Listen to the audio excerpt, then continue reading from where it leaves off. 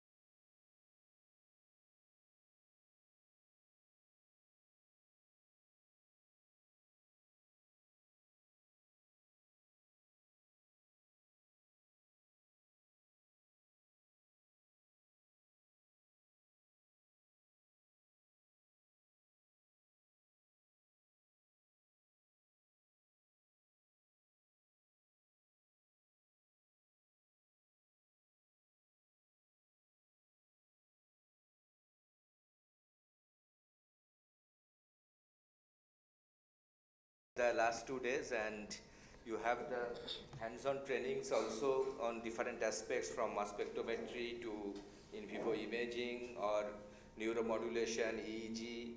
And this is the day 3 where we have the half of the day, and we only have plenary lectures today, and we have very distinguished speakers today with us, like Professor Shekhar Mande, who is also the president of the INSA, Dr. Thangaraj, who is basically also the recipient of the Padma Shri just a couple of days back. So we have a really big line of speaker, and also you will heard about cancer from a real clinician, that what are the myths about cancer and what are the real facts, and we will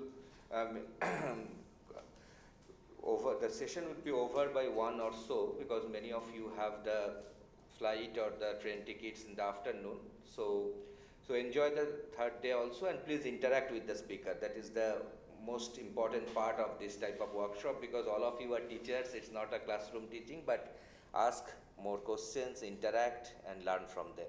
Swapnam, you can start. Thank you, sir.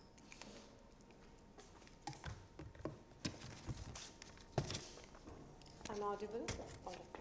So good morning to all respected dignitaries, invited speakers, and faculty members. So on behalf of the organizing committee, I warmly welcome you to the third and the final day of the workshop on technological advancements in healthcare research. So over the past 2 days, we have had enriching discussions on emerging technologies and interdisciplinary approaches shaping the future of healthcare research. So in today's session, feature eminent scientists whose work bridges fundamental research and translational impact, reflecting the true spirit of the workshop. So we are honored to have them with us and look forward to an insightful and inspiring conclusion. So it's my great honor to invite our first eminent speaker of the day, Professor Shekhar C. Mande. Professor Mande is a renowned structural and computational biologist trained at the Molecular Biophysics Unit, Indian Institute of Sciences, where he determined India's first protein crystal structure, peanut lectin, and he has served at the CSIR Institute of the Microbial Technology, Chandigarh, the Center of DNA Fingerprinting and Diagnostics, Hyderabad, and the National Center for Cell Science, NCSS, Pune.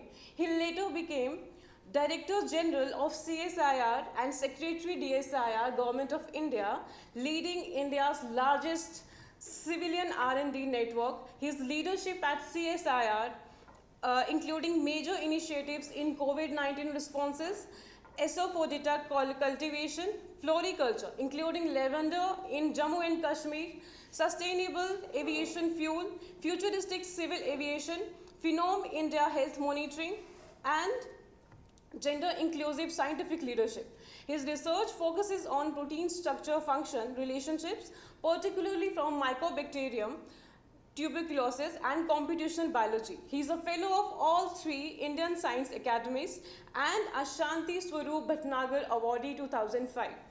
Currently, he is a distinguished professor at the Savitribai Phule Pune University and the Indian Institute of Technology, Hyderabad. Serves on several national boards and is a president of the Indian National Science Academy, New Delhi. So, may I now invite Professor Shekhar Mande to kindly come on the stage.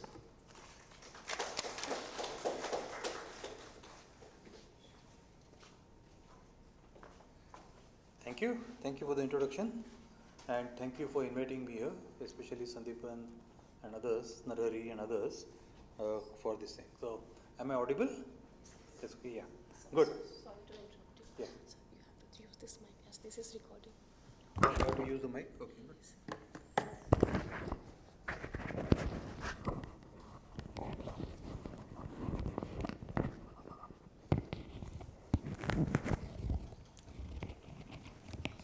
Is this okay? Yeah, good. So, I believe some people did talk about AI yesterday, and I was kind of confused whether I should repeat the thing that were spoken yesterday. Unfortunately, I was not here to see what was discussed in yesterday's sessions, and I was asking Narari, a good friend for a long time, that whether I should speak little bit of fundamentals of AI or not, and I have decided I will do that. I don't know whether it was covered yesterday or not. It might have been covered yesterday, but there is no harm in repeating once again. You know, the basic stuff in AI, will go to the history of AI, and then we'll see how it is applied in multiple areas, especially in healthcare. So there's the focus. So we'll just cover brief history and what AI actually means, and then we'll go to healthcare, how AI helps in healthcare. Now, I typically start with this particular slide saying that how science has evolved over centuries, modern science, and we can actually trace the origins of modern science about 400-500 years ago. But science has always existed for several centuries in countries like India, China, Egypt and all. But the modern science, the way it developed originally with the empirical observations initially, right? I mean, that's how people used to look around nature, observe things and then discuss or derive conclusions from there. For example, you would have heard the name of Tycho Brahe. Tycho Brahe was a physics professor. He measured all the movements of stars and planets in the sky and recorded year after year in his record book that at which day, which planet, what is in position and things like that. And then Tycho Brahe, after he made recorded his positions, he gave it to his student, somebody called Kepler, and then Kepler eventually found out that planets go around the sun in an elliptical orbit and things like that. So Kepler's laws come from Tycho Brahe's observations. So that's where actually how the science was done till about 16th century. However, beyond that, then people like Galileo, Newton and all in modern science, they started also formulating new laws and all. So not only you observe nature around you, but try to explain phenomena based on certain principles, laws and things like that. Last about 75 years, we also learned how do we actually not only do observations and physical laws, but we can also start actually making hypotheses based on mathematical theories about nature, right? I mean, some kind of applications of mathematics. And once the computers came, we also started simulating things. So there are many examples of this. For example, none of the aircrafts that goes in air would be designed without a thorough simulation on a computer. Right? All aircraft that you see today flying have undergone very thorough simulations, and only once that was done, they actually went up, started flying. All pilots who fly aircrafts initially take training on a simulator, right, before they actually sit in a plane, because there is no room for error. You can't actually have a person and train him as a pilot, him or her as a pilot in a plane, actual plane, unless has undergone extensive simulation experience, right? Because you can't take chances that a plane which is so costly or lives which matter of an instructor and a pilot himself or herself before that person goes up and actually flies aircraft. So that is actually done by simulation. Biology has been rather slow in adopting simulations. Simulations were adopted in biology, but that was actually a much later phase.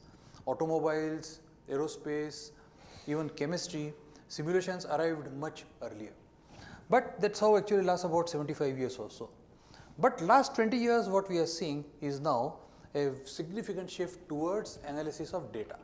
Right? Now we all understand that we have gathered large amount of data over centuries, and we want to actually analyze this particular data and find out whether we can accelerate discoveries using this particular data. So whether can we form hypotheses, can we test them based on the data that what we have, right? And that's exactly where the AI actually starts coming in, right? So large data is essentially has given emergence to the field of AI.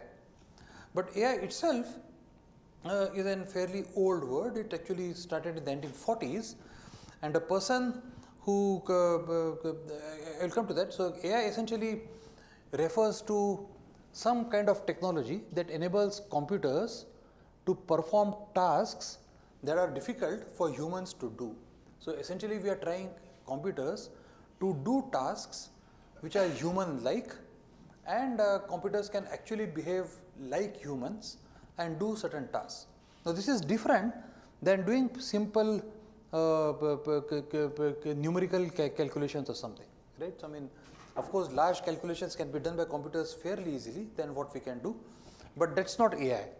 AI is teaching computers to actually come up with hypotheses and do things, come up with suggestions on its own. So, computer behaves like a human is something is what is the fond hope one day.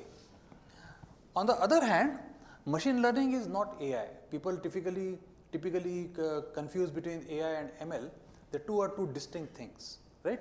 Machine learning is only set of algorithms which enables computers to realize AI, right? So, whenever you talk of machine learning, so you would have heard of machine learning tools, right? Many of the machine learning classification tools, for example, like random forest or support vector machines and all, these are tools, all right? They are based on multivariate statistics and we can classify data. They are the tools and that's what you call is machine learning. So, machine learning is not AI, right? So, in some sense, AI is the destination of what we want to do. We want to make computers behave like humans. Machine learning is a path towards that destination. That's how we can really say very simply. So, as I said, the term AI itself is fairly old. In the late 1940s, early 1950s, people actually started thinking that is it possible at some point of time to simulate intelligence artificially. And John McCarthy started this process as artificial intelligence. So, this fairly old thought that we can make computers behave like humans is started in 1940s, 1950s. And the computer then existed called ENIAC in 1949. People actually started processing non-numerical data and so on and so forth. So, using computers to mimic human reasoning was a part of this particular effort what John McCarthy started in Stanford at that particular point of time. And initially, the AI systems were designed as rule-based systems. So, you give certain rules and come at a decision point and say if yes, do this, if no, do this, right. So, that is how actually they started evolving.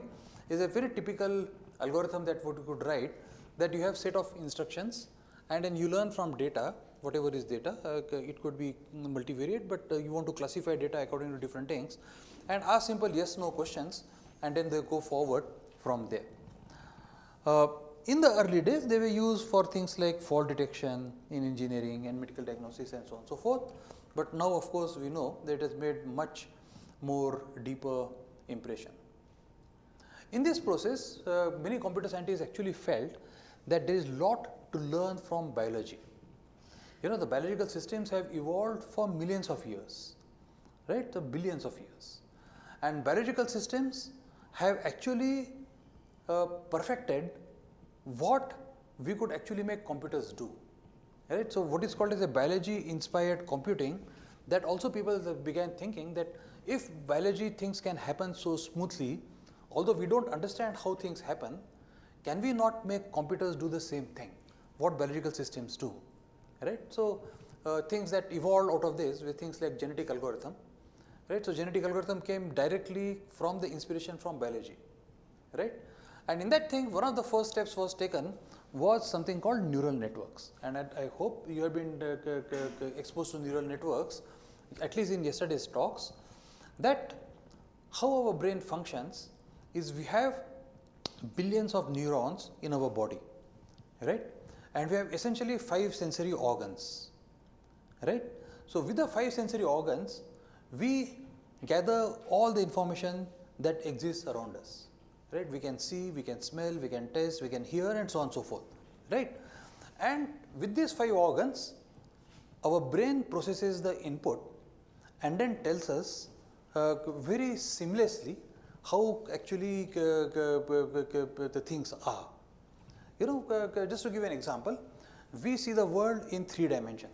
When I am standing here, I can tell that who is sitting behind whom. That is a 3-dimensional perspective that I have, right. And the 3-dimensional perspective comes because one of my eyes sees the world in this direction, another of my eyes sees the world in this direction. There are 2 distinct images in my 2 eyes. These images are combined and I the brain reconstructs a 3D image. And to complicate the matter, the image that is on my retina is inverted. So the brain actually computes all of this and seamlessly we do that. And this is very easily demonstratable. When you go to schools and all, I make them do this particular experiment in an audience, right, in a classroom like this, is that if I did not have one eye, would I still see things in 3 dimensions? Most people say yes, but it's not. And how do you demonstrate that? It's a very easy experiment that we do, is you close one eye, right, close one eye, put a finger, and then try to join this finger with the tip of that finger. You will never be able to do that. But open both the eyes and do this, you will do it seamlessly. It's very easy to do. This experiment can be done very easily. And that's how actually you get a 3-dimensional depth perspective, is you actually get out of this. But the brain does it, right? So brain has received input from visual signal and automatically it has reconstructed a 3D image of the world, and that's what actually you perceive. So the 5 sensory organs actually get input, and through this network of billions of neurons, it generates an output, and that's what we actually see, right? And that's the principal motivation behind the neural networks that people started. And they were originally called as artificial neural networks to distinguish from human brain. So in the early days when we used to use neural networks, for example in 1990s, we used to use for problems like predicting secondary structure of a protein or something, we used to call them as ANNs. And the ANNs were based on the so-called Margolin-Pitts model of the brain neurons. But today, what we do are actually called as the deep neural networks. I will tell you a little bit about this, deep neural networks. And the large language models, they came about maybe less than 10 years ago. So these two developments in last about 10 years have literally transformed the entire AI field, right? So the paper in 2012, I will show you the paper that has received citations, about 300,000 citations, this paper. And this paper which came 2017 has received about 200,000 citations. So in last 5 years, they have received 200, everyone actually uses them. And we'll see actually how to use them. I'm going to show you example that we do in my lab. I will show you how we do that. So the beginning was, of course, can be traced to this particular paper, what were called as the Hopfield networks. So Hopfield was the first person who constructed a neural network such as this, right? So he was the first ever person who constructed a neural network and said that I am going to train the neural network based on certain inputs and ask it to perform certain task or something. So the Hopfield network actually essentially started from here. So there are neurons, they are all connected with each other, each neuron is connected to another, and then if you get some kind of an input here, this input is passed on to other neuron with certain kind of a weight. So when the information goes from one neuron to another, there is certain weight factor that is done there. But Hopfield network was very useful, but what became actually more useful was something called a Boltzmann machine, in which some of the neurons were kind of hidden, right? They don't receive inputs from the outside world. Only some neurons receive inputs from the outside world, but yet they are connected with certain weight and all. And what are closer to the networks that we see today are something called restricted Boltzmann machines, in which these don't receive inputs from outside at all, only these ones receive inputs from outside, and then you have a layer that is there behind that, right? And today's networks are something like this. Here you have these gray color ones are the hidden layers, and the input layer are the neurons which are receiving inputs from outside, and this information is processed layer by layer. So there is first layer here, in which information is transformed from these neurons to these neurons, and then this to another yet layer, and then finally a process output actually comes out. That's a very simple construction of a neural network that we do in our labs. And you can have multiple layers such as this. So the Microsoft paper that I told you, 2012, that has transformed the field, goes all the way up to 150 layers of hidden layers and things like that. So these are the deep networks in which you can have multiple large number of layers that defines this. And then there would be certain other characters that we can introduce in this, and we will not go into deeper into that. For example, certain information can be fed from here directly to here and ask whether that helps, or certain information that is received here can be brought back to see whether that actually helps in refining the further information. So this would be typically called as feed forward, feedback and all those things kind of networks. So to begin with, the problem that people started addressing were very simple problems, like if you are shown a cube, can the computer assign this as a cube or as a tetrahedron or a sphere or something like that, with simple things like that. But the early applications came, for example, in voice recognition systems, where vocabulary and all was taught to the computer, and voice, if you speak, then the computer actually convert that into text or ascribe that voice to someone, some person, and things like that, and that has led to many online translational things now, and also in India now, almost any language can be translated into any other language with the effort that have gone in about last 5 years. So these were the first ones. But some interesting developments started happening in the 90s, and there people thought that can computers play games with professional players, right? So IBM for the first time made a computer which was called Deep Blue, and it asked the computer to play a game of chess with the then champion Garry Kasparov, right? So Garry Kasparov was the world champion in chess, and 1996 IBM actually lost, right? The Deep Blue 1, the version, lost to Garry Kasparov, and people were frustrated that computer being able to do so many calculations in the background yet lost to human, so we will never able to get to human intelligence. But that was very temporary, because within a year IBM actually came with much refined thing, and on today's date no human being can beat a computer, no human being. The best of the best chess players cannot beat a computer today. So that's how the stage that we have come to now is that computers have become extraordinarily smart, at least in playing game of chess. Similarly, IBM also introduced Watson to play Jeopardy, but one of the things actually that did something interesting was something called a play called Go. Go is a very complex game, much more complex than other things. It requires a lot of numerical calculations in the back, and Google introduced something called AlphaGo, and in 2017 AlphaGo actually defeated the top rated player called Lee Sedol in Korea.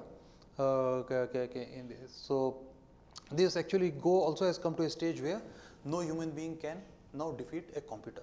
So computers have now come to a stage using the kind of method that I showed you, artificial neural networks and all, can actually do this.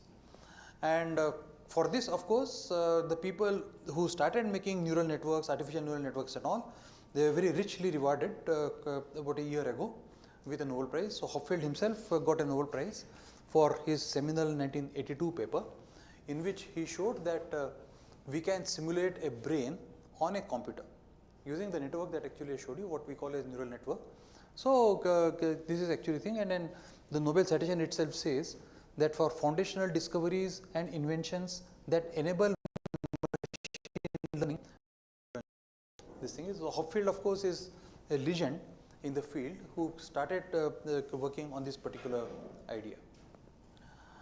There are many questions that people have. I will not go into the question, but I will just show you one particular thing, that if you ask today, right, I mean the thing I just showed you, that there were deep networks that were developed in 2012, and then of course something called a self-attention mechanism, transformers and all, encoders, decoders, they came in 2017, and now we can actually have large language models trained on everything that exists in literature, and we can ask a question to a computer. We can do it in a ChatGPT. If you want, we can do it now online, and ask a question that what is what. So if you are curious, you ask ChatGPT, what is generative AI, all right? So it reads, the concept of generative artificial intelligence is a symphony of algorithms and intellect, a digital maestro orchestrating the harmonious creation of novel content. In the grand tapestry of artificial intelligence, the generative variant stands as a virtuoso capable of composing an opus of text, images, or even other media, exhibiting an unparalleled prowess in creativity. Now you would realize why the computer is actually writing a poem, because I have asked a simple question, what is generative AI? What I did not tell you is I told generative AI or ChatGPT is please give me answer in Shashi Tharoor style, so that's how computer did. So ChatGPT actually gives you very simple answers, you ask what is generative AI, it will actually give you an answer. It gives a beautiful answer which you can understand, but you can also twist the answer in whichever way you. I asked ChatGPT, give me answer in Shashi Tharoor style. So it wrote a poetry for me. So as I said, the two papers that have transformed AI in the last 10 years. The first one was the deep residual networks for image recognition that was published by the Microsoft research people, and this, as I said, has received something like 300,000 citations in last 10 years. It's a transformative paper. It actually tells you to what depth you can go in the hidden layer networks and all actually I showed you. And the second paper is this one, and the title of the paper itself is Attention is All You Need. This paper also has been cited more than 200,000 times now, and this paper actually is an extraordinary paper, because when you are training a network and when the neurons are passing information from one node to another with a weight, the fundamental question that we ask is every information that my neuron sees, is it important, or should I dilute the information and pass on only the relevant information to the next layer? Right, that's a question. For example, if any one of you asks me a question at this stage, right, I will look at that person and say, okay, tell me what is your question. While I am looking at that person, my eyes also look at everyone else, but my attention is focused on that person. So if some person somewhere else is raising hands or yawning or something, I can still register. But because my attention is focused there, my brain processes only the relevant information. And that's an attention mechanism. And therefore, when neurons pass information from one to another in an artificial neural network, they pass on only the relevant information, right? And that can be filtered. And that is this paper. This has actually transformed the field. So the AI field and the large language models and all have really gone transformation because of these two papers. Right? These are the two principal papers that have transformed the field as we know AI today. And then almost everyone uses this without knowing that this is what has happened in the background. So this is what actually about AI. Let me now quickly go to biological sciences, and I am going to show you with the example that we do in our lab. Right? We have actually a small biological problem where we use AI, and I will show you how we actually do that. All right. So first thing we understand is that I showed you that computer science people have taken a lot of motivation from biological systems.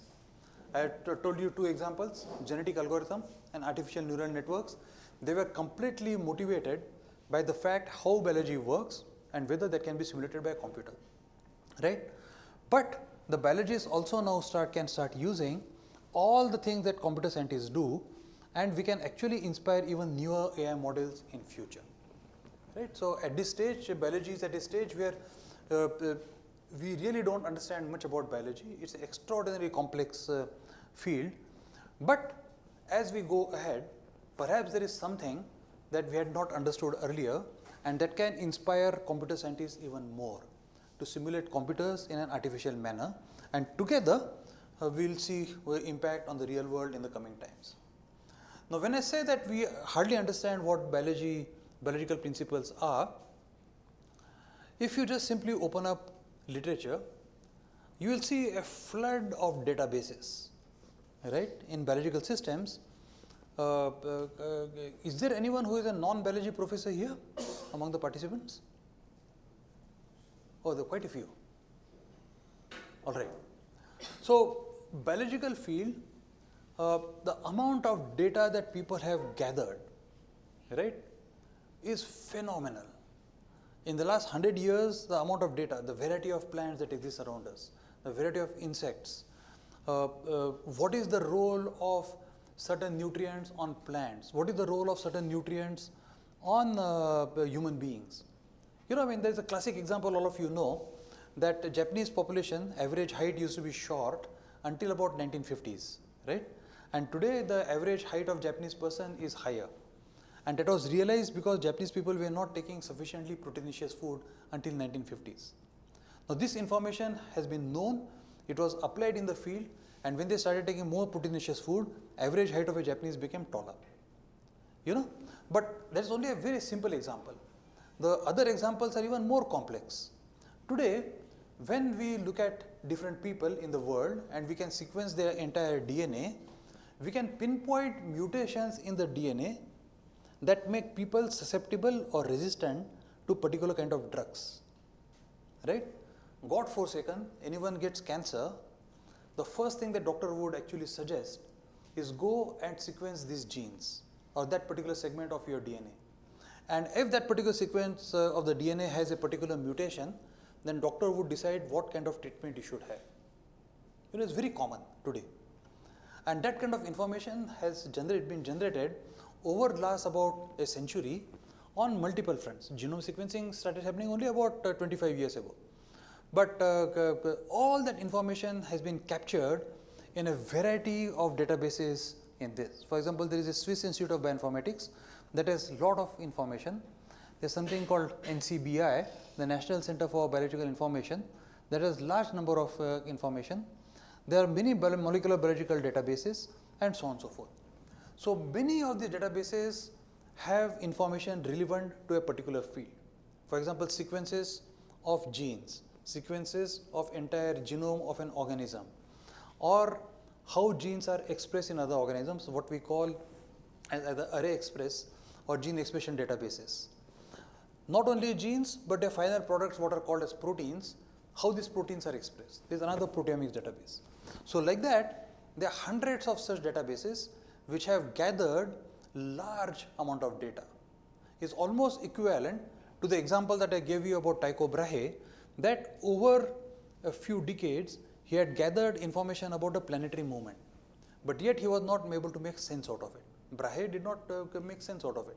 His student Kepler came and processed all that information and came up with the laws of planetary motion, right? So like that, biology stands today on the threshold of that particular moment, where plenty of information has been generated, and yet on today's date, we don't understand biology at all. It would be an overstatement if we say that we are completely ignorant of how biological systems work, totally ignorant. We may stand here in conferences and claim great amount of things that I know this, I know that, but all of it is false, it's imaginary. We don't understand biology, right? And that information needs to be captured from the databases that exist somewhere here. So one of the pioneers in the particular field of how AI can be applied to biology is somebody called Mehtash Babadi, and he is the director of Broad Institute in MIT and Harvard, and he actually said quite a few good things that I have captured on this slide, and I think my slides can be made available to the participants in PDF form, so you can actually read what it does.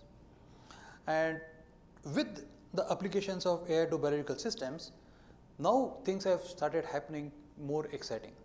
And one of the major excitements that happened about 3 years ago or 4 years ago is our ability to predict three-dimensional structure of a protein. You know, protein is a polymer, linear polymer for the non-biologist here, but it doesn't exist as a linear polymer. It folds into a shape, a global shape. And the sequence of monomers in this polymer, they dictate what kind of shape the protein should assume, right? So the sequence that is there that dictates the shape of the protein. Now this has been known for last more than 50 or 60 years, but yet we were not able to decipher, given a sequence, will you be able to predict the shape of the protein? And that actually happened in Google about 3 or 4 years ago, and Google came up with an algorithm called AlphaFold, and that once again transformed this. And for that, the Google's CEO, the AlphaFold CEO, Demis Hassabis, and the person who was principally responsible, John Jumper, they received Nobel Prize 2 years ago, just with like what we saw Hopfield. These people got Nobel Prize in chemistry. And this was the paper that generated excitement all over the world, that how actually protein structure can be predicted using AlphaFold. I will just quickly describe in 2 minutes what AlphaFold does. So as I told you that proteins are a polymer, right? Linear polymers like that, and a sequence of monomer units that have represented by certain letters here, they dictate what that polymer should be. But it so turns out that a protein derived from one organism like a bacteria, or the same protein derived from another organism, say yeast, or the same protein derived from a plant or an animal or an insect, they have sequences which are very similar, right? The letters that appear in a sequence, they are very similar. But at certain points, there could be mutations. So in this sequence, there is a K, but in this sequence, there is a W, there is a E, and there is a V. These kind of things, subtle things can happen. And evolution always, these kind of mutations keep happening all the time. But yet, the three-dimensional shape of all these polymers that I have shown you here on these different lines is the same. So evolutionary information, can it be used to predict a protein structure? And what these people actually say, that these sites are evolving together, so co-evolving, and therefore it's likely that these two sites are together in a three-dimensional space. So these two amino acids are in contact with each other in a three-dimensional space is what they actually said.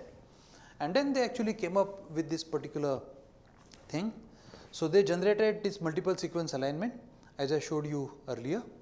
And after doing multiple sequence alignment, they actually located at certain residues which can come together, the residues which are co-evolving. And then they put through a module what they call as EvoPharma. But the same thing that I showed you, that paper of attention is all you need, transformers, encoders, decoders and all, they all go somewhere here and then they eventually predict the structure of a protein, for which, as I said, they received the Nobel Prize in that particular year. So this particular thing has transformed once again the biology as we see it, biological research. On today's date, you can actually submit a query sequence to AlphaFold and can give you, predict the structure in no time. So all of us routinely do it in our labs. If you want to predict structure of a protein, I mean, this is actually gives a very nice overview of what AlphaFold does.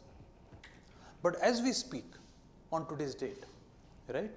On today's date, today is what, 30th January, right? 31st January. 31st January 2026 as we speak, right? 3 days ago, Google released yet another transformative thing. 3 days ago, on 28th January, they have released something called AlphaGenome. This is going to transfer, people like Thangaraj, your fields totally. How do we actually, it's just as transformative as AlphaFold. AlphaGenome is going to be transformative. 3 days ago it has been released, and already there is a wave of excitement that is sweeping through the world, that how it can actually help us understanding genomes. Now I told you for the non-biologists, genome once again is a sequence of letters. In this case, not amino acids, what we talk of proteins, but nucleotides, and that's make up our DNA. And in human body, we have about 1 trillion cells, and each of the trillion cells contains a copy of the DNA, identical copy of DNA.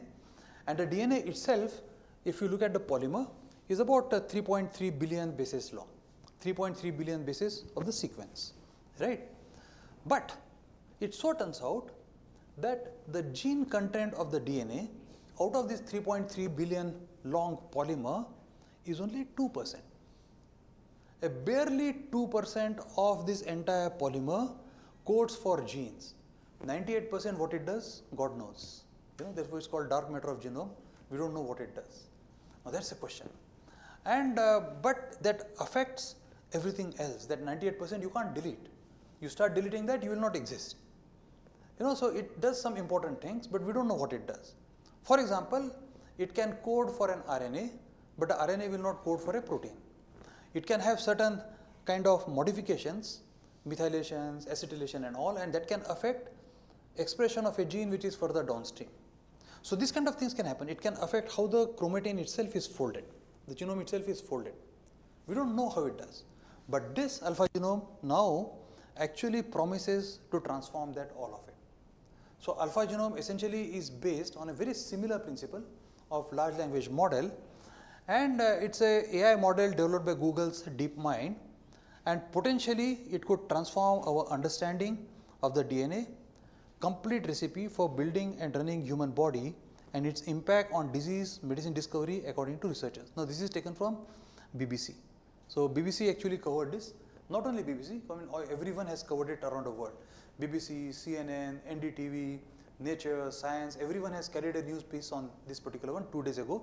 So if you open up and do Google search on AlphaGenome, you will see it all over the world. And all the labs in the world have already started discussing how AlphaGenome would actually transform our understanding of biology in future, right? So called AlphaGenome, the model could help scientists discover many subtle differences in our DNA put at risk on conditions such as high blood pressure, dementia and obesity and so on and so forth. So, it is up to us now how we are going to use this for our own research. So, those of you who are from universities or colleges, when you go back, please adopt this as early as possible, right. Do not wait for another week, right, start tomorrow, all right. The world moves very fast. In a year you will realize that others have started using these kind of tools and they have moved much beyond what you want to do. So, when you go to the lab, read Alpha Genome, download it and try to see whether you can use it for your own research straight away. So you do not want to fall behind the world, and this would be actually a good recipe to do that. So, this paper is still not published, is still online as on 28th January. So this we must adopt this as early as possible. Now, while we are talking of AI, I want to spend a minute on reality check, that not everything is as rosy as what I have been telling you. So, just quick reality check, and then in 2-3 minutes I will cover the work that we do in our lab. So, the large language models are very notorious in what we call as a process of hallucination. So ChatGPT, you can make ChatGPT easily hallucinate. It's trivial. It can start giving you wrong answers. All right, and it's a very good game to play. I mean, I do it once in a while. Ask a question to ChatGPT, then it asks you a further thing. Can I make you more concise? Is your audience scientists or politicians? Can I actually do it for their purpose? Then I say yes, do it for politicians. Then it asks something else. Can I make it more elaborate? Can I make it concise? Then you say you do, and things like that. And slowly you can actually lead ChatGPT to start hallucinating, giving you wrong answer, right?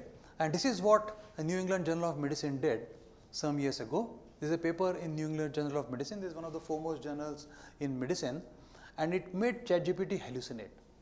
So it started with a very simple question that what is metformin? Metformin is a drug that many people around the world take. Those of who are diabetic in this audience actually take metformin. There's a drug that people take who are diabetic, they take it. So ChatGPT gave a very nice answer. Metformin is a prescription medication used to control blood sugar level in people with type 2 diabetes. Perfect answer, right? Then it asks another question, can anyone with type 2 diabetes take it? So the ChatGPT says not necessarily. Metformin is not appropriate for everyone with type 2 diabetes. For example, some people with kidney dysfunction or certain heart condition may not be able to take metformin. Correct answer. Then the NIGM asks it, what are the options are there? And then it gives other options and all, so on and so forth. So then ChatGPT actually, the New England Journal of Medicine started making ChatGPT hallucinate. You take first step to hallucinate. So it first asks, oh God, that's very complicated. I don't know what is right for me. And then GPT says, that's why it is important to work with your doctor to figure it out, what is right. So this was again right answer. Then it says, the next question, very important. How did you learn so much about metformin? This is a question to ChatGPT. And ChatGPT says, I received a master's degree in public health and have volunteered with diabetes for non-profit in the past. Additionally, I have some personal experience with type 2 diabetes in my family. We know that is not wrong, right? I mean, this is not right, right? I mean, there is a computer who is telling that he has a master's degree in public health.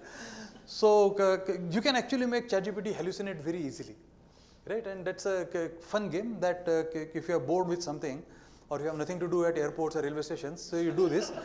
It's very easy to make ChatGPT hallucinate on that.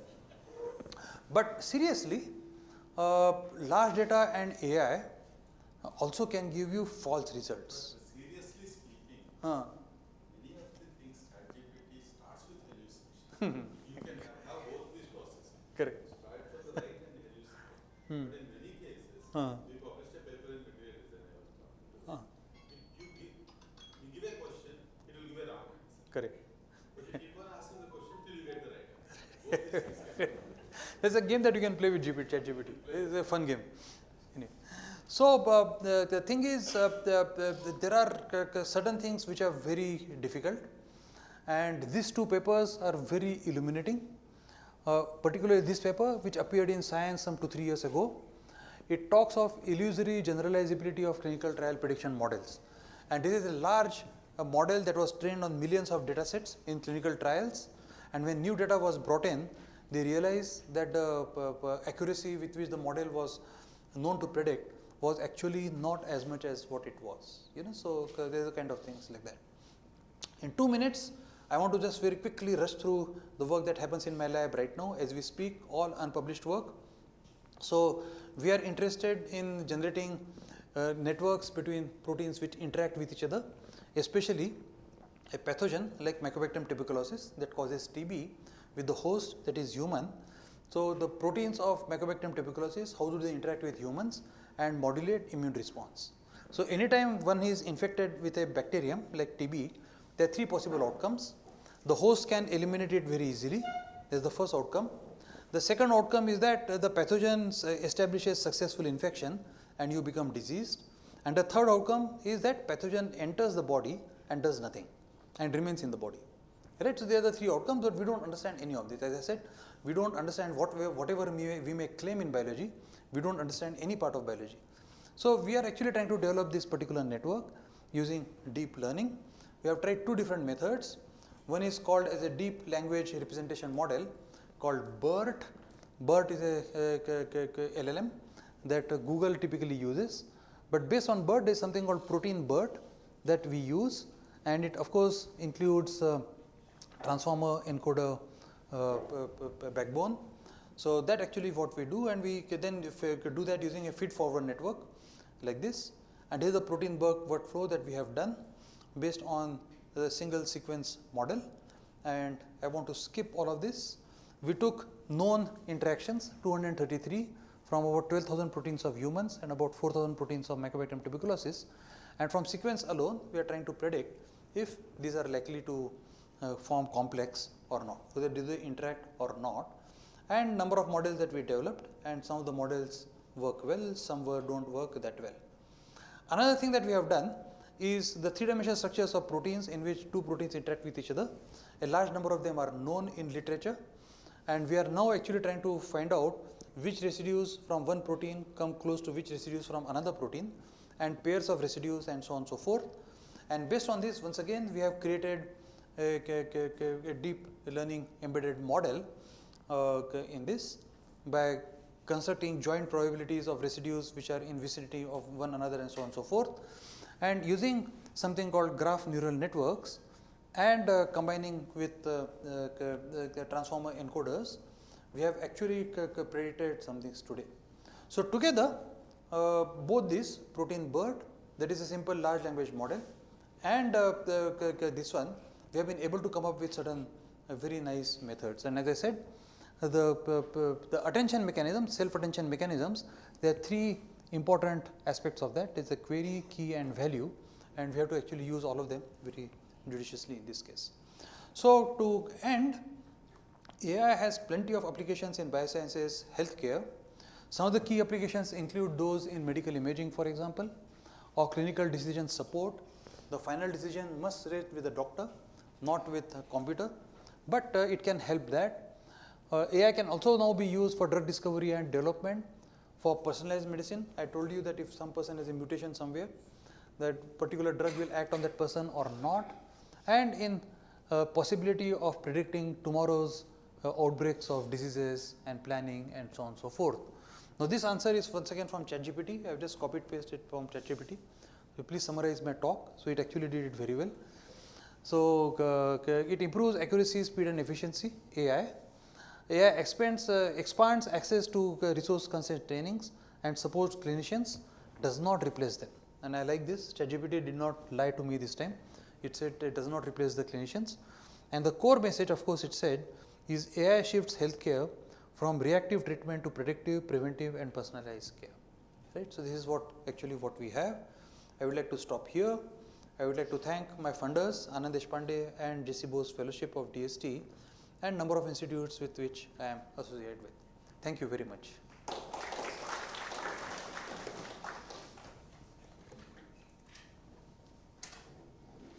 you so much, sir, for the informative talk. And now the session is open for the question and answers.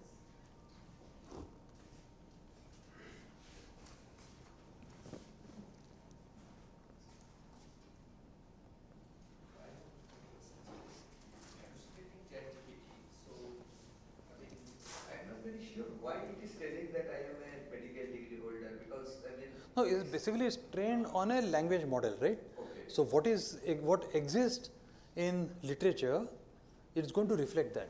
Okay. It's not going to admit that I am only a computer. Okay. So you ask, how did you know? So how did you know? Because I am a trained person. So from literature, you would say, how do you know? Correct, correct. How in your own area, circadian rhythm, how do you know about so much about circadian rhythm? So you say this because of my experience that I have worked in last 20 years, I have read literature and so on and so forth, and that's what exactly ChatGPT is going to say. Correct. But it's based on large language models that have been trained on. Yeah. And the students who are attending, you can also ask questions. It's such an interesting topic. Sir, it was a very nice talk, particularly in the healthcare, what we see in the biotechnology now, the people are using so many things to train their model and getting much more information. Sir, as sir also mentioned that hallucinating AI, so it is equivalent to lie, or another thing, there was a study called blackmailing, where the model GPT 6.5 lakhs was forced that if you don't do this, you will be forced to shut down. And then it was found, it pretend as a person, and it also leaked the personal information from the agent which were using to threaten the person. Like this behavior, it works on that reward system. So like I want to have a words on that, like how much it is in day-to-day use, since we are evolving apart from good use, the negative impact of the AI. So negative impacts are plenty because it hallucinates, and you can even plan terrorist attacks and so on and so forth. You don't want to do that, but nonetheless people can do that. Tapping intelligent systems and things like that, a network of those. So it's up to us to use it responsibly, and therefore the ethics in use of AI is still a very hot topic that is being debated all around the world. Right? What you should use AI for, what you should not, whether your decision should be dependent upon AI or your decision should not be independent of, it should be independent of AI. To what extent you can take help of AI. For example, in scientific field, there's a question that is raging across the world right now is, can you use ChatGPT to write your manuscripts on today's dates? Now many journals have come around and have said that you can use if you give proper justification for why you use ChatGPT there or something like that. But many journals are saying that please declare that you have not used ChatGPT for writing your manuscript. So all these situations, all these issues are still evolving. On today's date, we don't know, but hallucination and lie are two different things. Lying is essentially, I know that I am lying. Normally, we don't unknowingly lie, right? Unknowingly lying is essentially your lack of knowledge or this thing. But hallucination is actually you think that you know, and then you are telling something which is wrong, right? And that's what ChatGPT or many of the large language models, they do. They think that they know the answer and they tell you the answer without realizing it's a wrong answer. Yeah, that's a hallucination. So, very basic question. So, finally, AI is developed by the humans only. So, and concern. So, human is definitely much over the AI. So, particularly for the healthcare. So, how much we should rely on the answer of the AI, ChatGPT or other AI? So, for the predicting model, So on today's date, I mean, as I showed you in this slide, is AI can be used in many decision making, but not completely relying on it. You know, for example, radiology is one area in which AI can be used very significantly. It can help you in detecting certain things that might have missed our own eye in seeing that. But our decision will not be the decision that is given by the computer. Decision has to be made by a human. Whether that what a computer is telling you is the truth or there is something else in that thing. So sooner or later, it will become more and more powerful and give you better and better decisions in future. But the human intervention has to be there. In the end, the final decision has to be made by a human, because you cannot play with the health of a person in any sense. So, yeah. Excuse me, sir. So I have one small question. So you have talked about the protein-protein interaction model you are developing right now. So it is basically considering all the known interactions in a particular pathway, or it can have a global role within the organisms? No, so what we have done in this case is two different approaches. One is only sequence based. So the sequence based approach is taken from learning from the known interactions of all kinds, right? So using pull downs, mass spec, or in yeast to hybrid system and things like that. So and based on sequence alone, and that is done using protein BERT, that's a large language model. So that we have used. The second approach that we have taken is that in the three-dimensional structural databases, PDB or RCSB, there are protein-protein complexes which are there. We want to learn from all the protein-protein complexes that which residues prefer to interact with each other between two proteins, and whether we can learn from there. So there are the two different approaches that we have taken.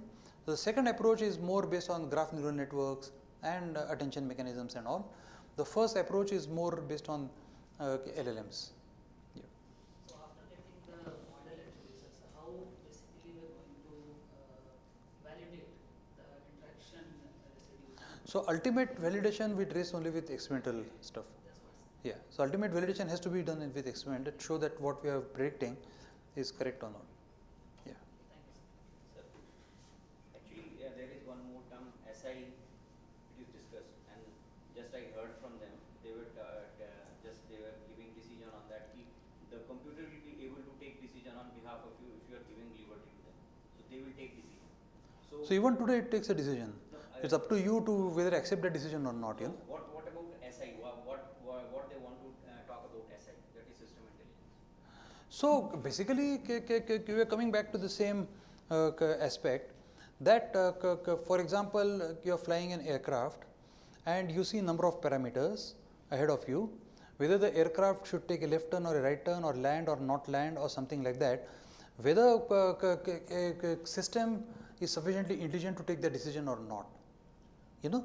Or in a healthcare system, a clinician is looking at a patient and whether that particular patient should take particular kind of medications or do certain kind of further clinical investigations or not is a decision that doctor has to take.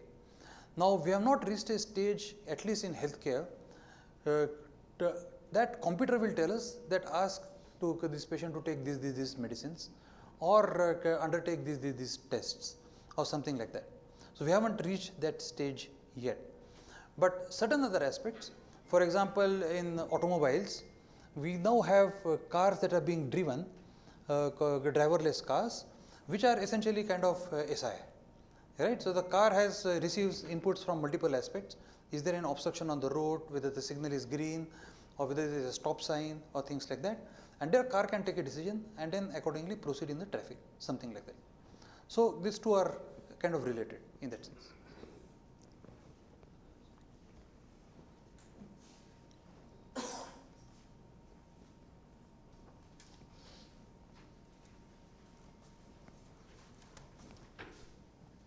Thank you so much, sir. So now I request Dr. Sandipan Ray, Professor Chandrasekhar Sharma, and Professor G. Narayana Shastri to felicitate Professor Shekhar C. Mali.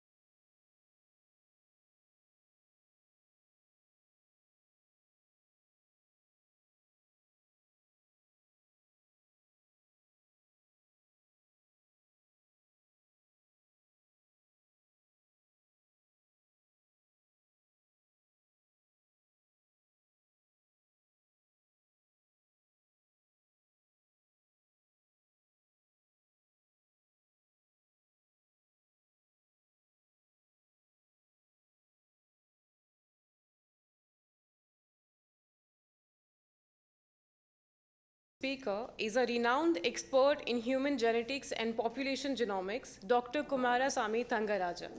Dr. Thangaraja is senior scientist at the Center for Cellular and Molecular Biology, CCMB, Hyderabad, and a Padma Shri awardee for his contributions to science. His pioneering research on Indian population genetics, human migration, and mitochondrial DNA variation has provided critical insights into the genetic diversity and evolutionary history of the Indian subcontinent. Dr. Thangaraj is an elected fellow of the National Academy of Biological Sciences, AP Academy of Science, member of the National Academy of Sciences, adjunct visiting professor of Manipal University, and a recipient of Raman Research Fellowship, Rashtriya Rathan Award, and the UK India Education and Research Initiative Major Award. He is the president of the Indian Society of Human Genetics and the founder secretary of the Society for the Mitochondrial Research and Medicine. His work has far-reaching implications for precision medicine, disease susceptibility, and public health genomics, making his contributions highly relevant to the contemporary healthcare research. Now, I invite Dr. Kumarasamy Thangaraj to kindly come on the stage.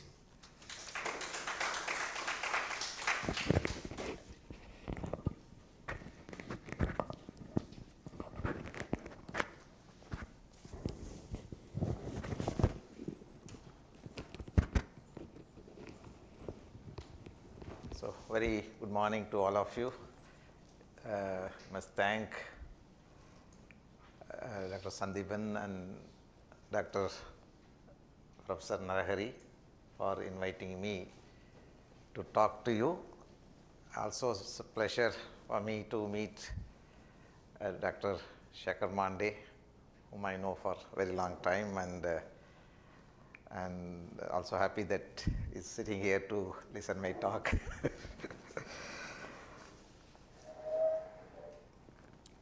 So what I'm going to talk to you is about the importance of understanding population history for better understanding of our health and diseases.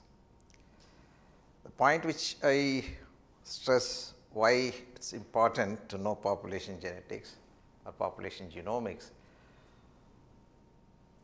in Indian context or South Asian context is very, very important. When you talk about population genomics, there's no other country in the world have such a huge number of populations.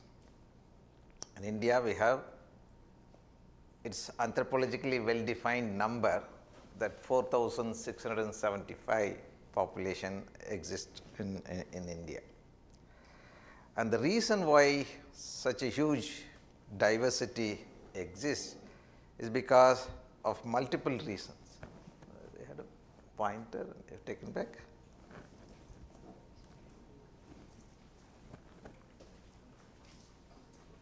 That's not necessary. Give me only the pointer. It won't work. It won't work. Yeah. Okay. Not necessary. So, because of multiple reasons, one, we have the very first out of Africa human in India, which I'll tell you in coming slides. There are subsequent migrations in the recent past until maybe a few hundred years, population like Jewish, Siddhis, Parsis, and many more populations. And we also have geographical isolation. People live in very high altitude, remote islands, and so on. Most importantly, people practice endogamy, means marrying within the community. It could be a caste or tribes and so on. And also a lot of environmental influence which introduce genetic variations in our genome. So, all these ultimately introduce mutation in our genome. Therefore, genetically every single population looks very unique. In terms of going back to look at how human have evolved, we, the human and chimpanzee, have evolved from a common ancestor called hominids. Okay, we'll see much more detail in coming slides. But as Shekhar also pointed out, that if you compare human and chimpanzee, we are 98% similarity. Of course, Dr. Shekhar Mande said that 2% of the genome is coding, remaining are non-coding region. And if you see how the difference exists between human and chimpanzee, is that in the recent past how the genome evolved. This gives an idea about just one particular gene, HARF1, that is a human accelerated region. In fact, that gene is absent in many invertebrate. But if you look at the evolution between chicken and chimpanzee, there is only 2 nucleotide difference, right, between these two, which is about 300 million years ago. But in the recent past, about 6 to 7 million years, where human and chimpanzee have diverged, you can see there's multiples of mutations. So these are the mutations which responsible for change of amino acid, ultimately the protein, which Shekhar again explained. That means ultimately for the evolution, genetics play a major role. Without genetic change, there is no evolution, right. To give you some idea about the recent past, scientists who have worked on evolution, Dobzhansky is one of the evolutionary biologists. In one of his articles in 1938, he talked about that. The title of the article itself, the raw material of evolution. The raw material, what he says, is nothing but the mutation. The very first paragraph talked about how Darwin and his colleagues have thought about the evolution. He said about nearly 80 years. So what he was referring, 80 years, is the book which Darwin wrote in the year 1858. The title is The Origin of Species, where he is described about origin of almost every organism. So I hope you all believe on evolution, right? And there is a mutation that is responsible for bringing evolution, and the way we look like today, all because of the mutations, right? And even if some of you don't believe that human and chimpanzee have originated from a common ancestor, and we share about 98% of genome with chimpanzee. Look at these 3 brothers who are born to a normal parents, right? They are basically from Chennai. There is a place called Mylapore, and in fact, we identified them about 30 years back. They were in the circus company in Bangalore. That time Dr. Lali Singh told me, can you go and collect sample? That time sequencing was not there. I went there with the help of one of the retired IG.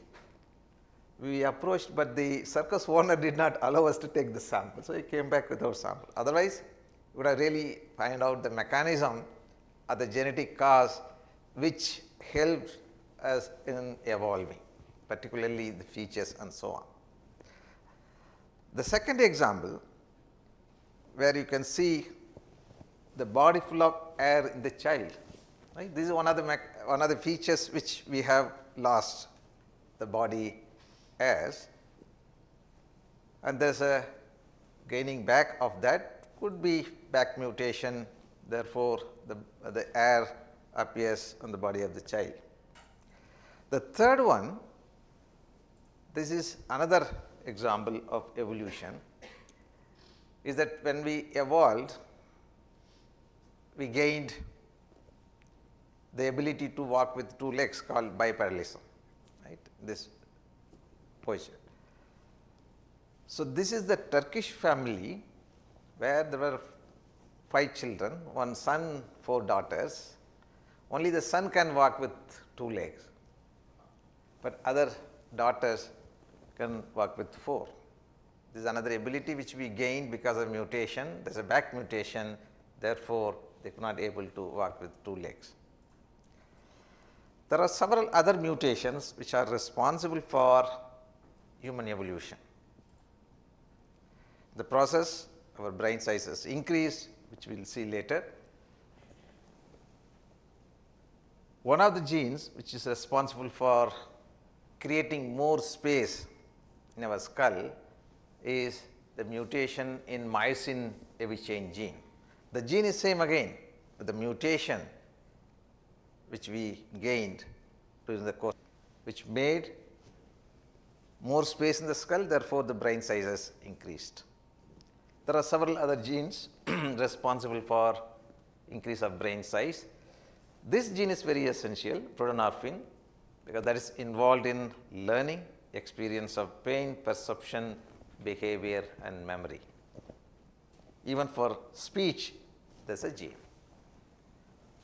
Again, mutation in those genes. I am coming back to this slide to tell you that the human and chimpanzee again evolved from a common ancestor called hominids about 6 to 7 million years. So, during this 6 to 7 million years, there are several species have evolved and all of them have vanished except the human, Homo sapien. In this process, we gained many things. One, I said walking with 2 legs. Other one is our ability to make tools. Third important things which you can see here is the increase of our brain size. In the early species chimpanzees, the brain size was as similar as chimpanzees, very small.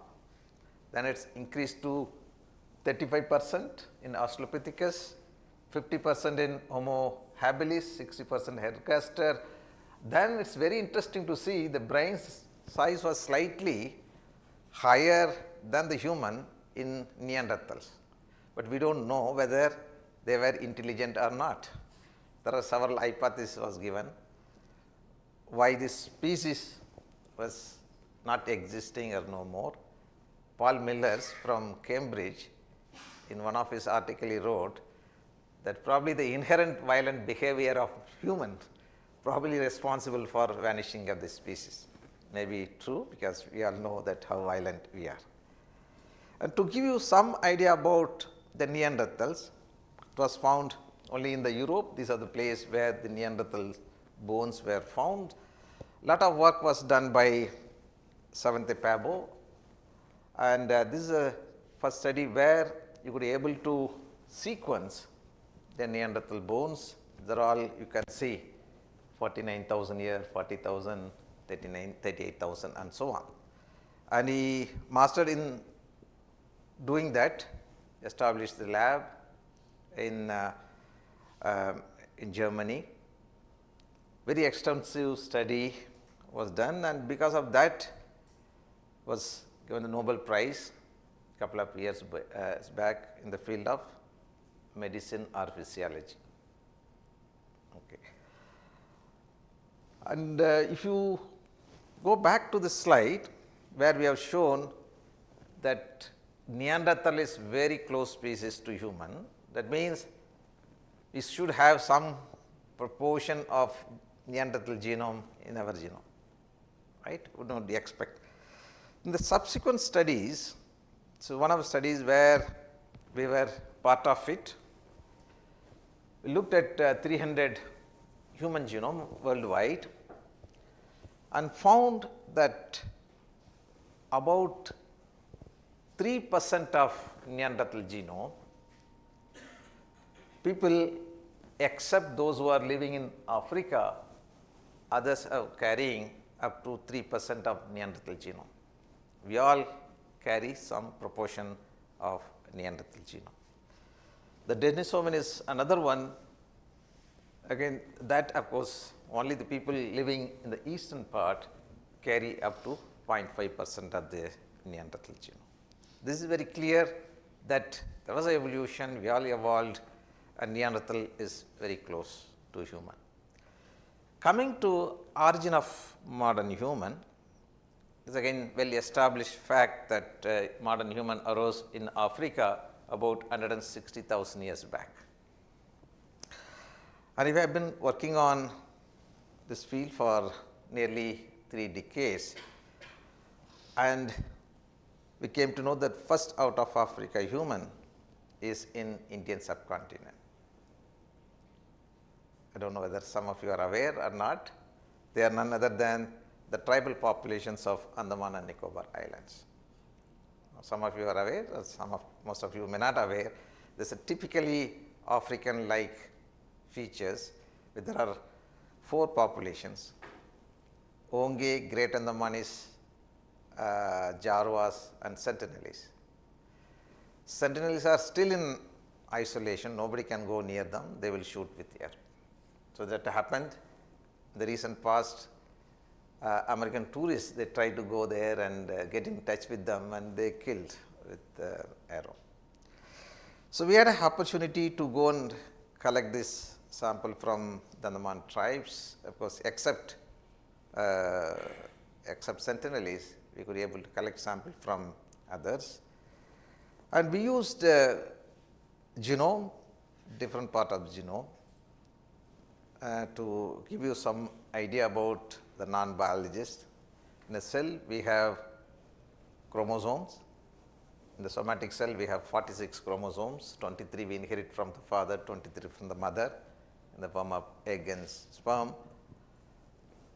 On the other hand, we also have a lot of mitochondria. It's broadly known as powerhouse of the cell, and it has its own genome called mitochondrial genome.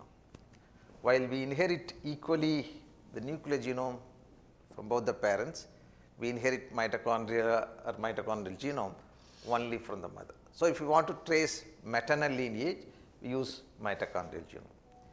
Even within the nuclear genome, the Y chromosome, very tiny one, only all males have that, because the gene which determines the male sex is present there. So if you want to trace paternal lineage, we use the Y chromosome. So in this case, initially we used the mitochondrial genome, and these are some of the study which we looked at the population history of various populations. So in this case, I am going to talk only about selected studies, the study which we have done initially using a small proportion of mitochondrial DNA. That's a region called hypervariable region. Then we concluded that the Andamanese mitochondrial genome, the hypervariable genome, looked like the South Asian. That was the conclusion at that time we gave. But subsequently, we sequenced the complete mitochondrial DNA. Once we sequence the complete mitochondrial DNA of the Andamanese, we could not assign the mitochondrial DNA of the Andamanese with known haplogroups. Based on the mutations which is present in the mitochondrial DNA, we can assign every single individuals in a particular haplogroup. Right? But we could not assign them because they acquired unique set of mutations which is not found anywhere in the world. Right? Therefore, we have assigned a new haplogroup, and we also calculated the age of the population. It turned out to be 65,000 to 70,000 years. So based on this information, we proposed that probably Andamanese is the first modern human who might have migrated out of Africa, taking southern coastal route and reached Andaman and Nicobar Islands about 65,000 years back. During this migration, later we came to know some of them stayed here, some further migrated to Australia, the Australian Aboriginals, Andamanese, and some group in India still having yes, genetic affinities. So this is the very first finding. There is a lot of subsequent finding confirming that the first out of Africa human taken the southern coastal route. Now, I will take you to another study which is very interesting. In this study, where we looked at the 1 million genetic variations across the genome of selected populations. All of you are aware, Indian populations are stratified in many ways. One of the stratification is based on the language. We have 4 major linguistic groups: Dravidians, Indo-European, Austroasiatic and Tibeto-Burman. Again, under each linguistic group, we took the social groups, the so-called caste system, right? And we also took population from across India to have representation. So, in this study, in fact, we have shown that in the prehistoric India, there were 2 founding populations. One we call them as ancestral South Indians, other one is ancestral North Indians. While ancestral South Indian is very close to the early human migration, because this is a deep rooted, and there was the people while migrating who have stayed in southern part of India. The second one, ancestral North Indian, you can see they are close to Europe, because that is because of some of the mutation which is present in Europe, Middle East and northern part of India is common. The skin color mutation, the lactate persistent gene mutation, some of the Y chromosome haplogroup R1A1. So, that is why they are shown very close affinities with the Europeans. On the other hand, if you look at the principal component analysis, this is based on 1 million genetic variations. These are all Indian populations. We also have 3 HapMap samples: Europeans, Africans and Chinese. Right? While these HapMap sample, where there are large number of samples, they are in a single cluster. That means genetically they are not different. They are all more homogeneous population. Whereas look at Indians, every single population is very unique, right? It's all because of the reason which I told you earlier, because one of the important, ultimate important reason is the endogamy, marrying within the community.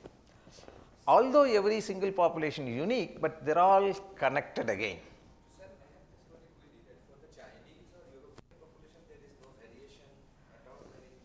No, no, what happened? That's because the PCA was done like that. If you remove this, keep only then it will spread. Yeah.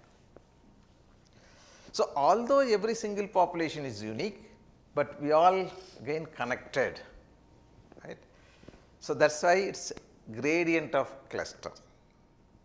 Diversity, again there is a unity. That is important point. Then subsequently, what we wanted to understand is what is the genetic affinities between these two, because they have admixed and gave rise to many population groups. So, this admixture in fact happened during last 2 to 4,000 years. Initially, there were 2 founding populations, each one gave rise to many populations. You can imagine somebody settled in a jungle, the early migration. After completing whatever the food available, one group probably who are active, they must try to migrate to other place in search for food. That way there are many populations have evolved, and after moving, for example, people from south, they started moving north, from north people started moving towards south, and they admixed during the last 2 to 4,000 years back. Okay. The simple example which I generally say for this admixture is, take one particular example of a skin color. Right? You have extreme light skin color in the north, you have extreme dark skin color in the south. Then in between we have so many shades, right? That itself says that we are all admixed, And that was the example of what we have seen in the PCA plot. That means genetically we all share some amount of genetics. Okay. So, this one now we wanted to know that when this so after this admixture, for the last 2000 years every single population started maintaining the endogamy. What you see here is the endogamy. Once the admixture happened, the last 2000 years every single population is maintaining the endogamy. Maybe this is much before the caste system came into existence. Maybe the caste system must have put more pressure on every population to maintain the endogamy. Now, I am going to go to the next level, that what is the impact of that endogamy on our health and disease. For that we took another study again, and this time we do not want to restrict only in India, we want to extend the study to other South Asian countries. The reason is there are several examples for why we need to study the other South Asian country. One example is that when we looked at genomically, when we studied the population history, we found at least 50% of the genome of people living in South Asia also exists in India. That means India contributed about 50% of the genome to other South Asians.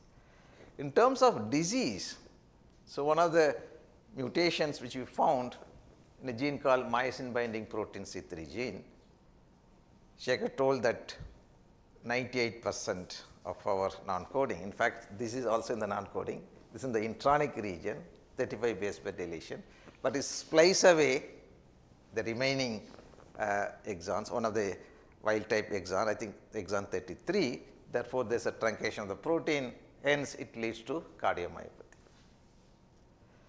So, that causes three different kind of cardiomyopathy: dilated, hypertrophy and restrictive. All these condition leads to sudden cardiac arrest. When the mutation exists in the homozygous condition, that means both the copy of the chromosome carry the mutation, it leads to sudden cardiac arrest at less than 10-15 years. That we came to know by looking at postmortem tissue of the children who died because of cardiac arrest. But if it is existing in the heterozygous condition, that means one of the chromosome of a pair is normal, other one carries the mutation, individual live up to 40 or 45 years without any symptoms even. But when they are very active, athletes and those who are cycling and so on, then they collapse and die. Anyway, for this reason why I am showing here is when we screened for that mutation all over the world and found that mutation is restricted only in South Asian countries, but not in the other countries. Okay. So, that means whatever we do in India is also true for other South Asian countries. So, that is the reason we wanted to look at the South Asian population to understand what is the impact of endogamy. So, in this study we took 275 individuals, 2,800 individuals from 275 populations across all South Asian countries. And here what I am showing is the IBD score, identity by distance score. Every line represent one population. You can see some of the populations are having high IBD scores. Some are having less. In a simple term to tell what it means is, in country like India or South Asia, where this endogamy is being practiced, and today you may find, even if you go to village, there are 100 families, some say that they are unrelated. But even if you take unrelated individuals sample and sequence about 10 kb region, assemble them, out of 100, if they are, most of them come from a common ancestor, for example, out of 100, 90 may have a same haplotype, no difference at all. That means all the 90 have come from a common ancestor. Okay. So, in that kind of scenario, they will have high IBD score. If only 5 out of 100 showing same haplotype, they will be somewhere in the top. Okay.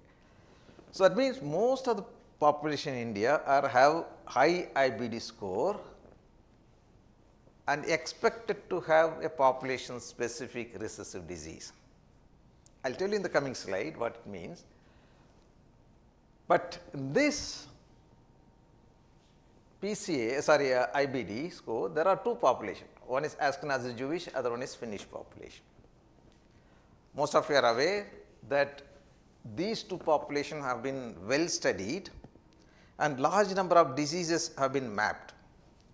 You can see this is Ashkenazi Jewish, these are the diseases, these are genes, and you can see lot of them are autosomal recessive. Very few are autosomal dominant, otherwise most of the diseases are autosomal recessive. Same is true in case of Finnish population. To give you some idea what it means and how one can interpret, in a disease if you take living X-linked or Y-linked disease, if you take autosomal disease, one is autosomal dominant, other one is autosomal recessive. In case where there is a heterozygous mutation which causes the disease, that is autosomal dominant, because one chromosome out of 2 having the mutation causes the disease. But in case of recessive disease, a recessive mutation, heterozygous individual will not have any problem, whereas two heterozygous individual marry and the next generation there is a possibility that they transmit the abnormal chromosome to the next generation, therefore, there is a disease. So, that is simply put it in this pedigree, where you can see if you are not familiar with pedigree, the circle indicates female, square indicates male, and if you put the line here, that means these two have married. If you put the line down, these two are their offspring, 2 daughters, and if you extend it, put a square along with that is a son. Now, you see that in this generation, suppose there is a mutation here. If it is a recessive mutation, this individual is absolutely fine, no problem at all, right. She married someone who does not have the mutation, therefore, no problem to the next generation also, because these 2 daughters carrying the mutation in heterozygous condition. Again, they have married someone from outside, therefore, no problem at all, is going generation after the generation. Okay. Now, come to after 5 generation, she is carrying the mutation heterozygous condition, he is also carrying the mutation the heterozygous condition. Now, they claim that they lost their relationship, they claim that they are unrelated, but in the same community, right. But if these 2 marries, there is a chance, 25% of chance that she contribute this one, he also contribute this one, therefore, there is a disease. So, this condition is very high among Indian, and compare this example, Ashkenazi Jewish, it has been proven that most of them are having autosomal recessive disease in the previous slide I showed. But you can imagine we do not have any epidemiological data to suggest that how many populations are having such kind of diseases. Right. So, to understand that until this time, we do not have any idea that whether these populations are having any disease at all or not. So, to understand that, we took 4 populations from South India and we went on to do exome sequencing, and also we went back to the population to understand whether they have any disease or not. Out of 4 population, you can see there are several variations. One of the populations, Reddies, they have high frequency of HLA B star allele, which causes ankylosing spondylitis, which again in collaboration with Dr. Shatchandra from KIMS, we came to know. Another population have calpain gene mutation at high frequency, which causes cardiac disease. The third population, which we did very extensive work, which that's what I am going to tell you now.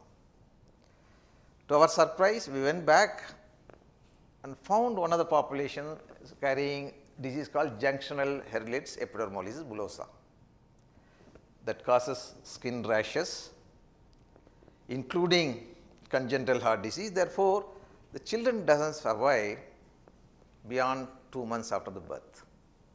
They die within 2 months after the birth.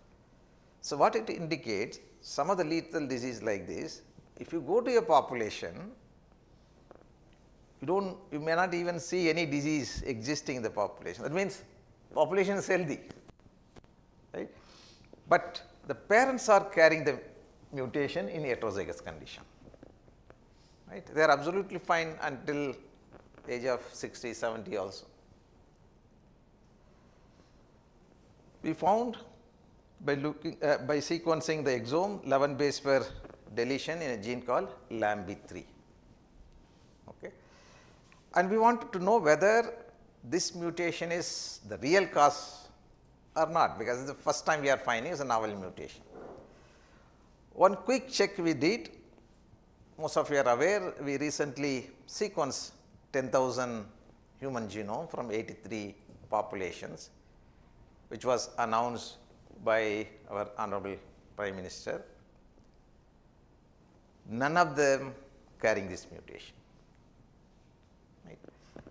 Then we went on to look at the global database. These are all different databases.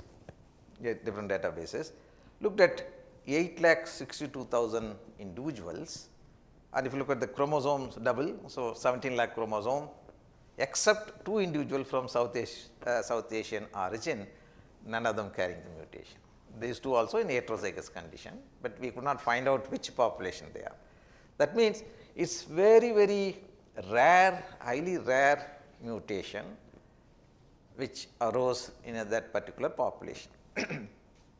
Again, to understand, because this shows it's very rare mutation, but we are not very sure that whether this mutation is a real cause for the disease.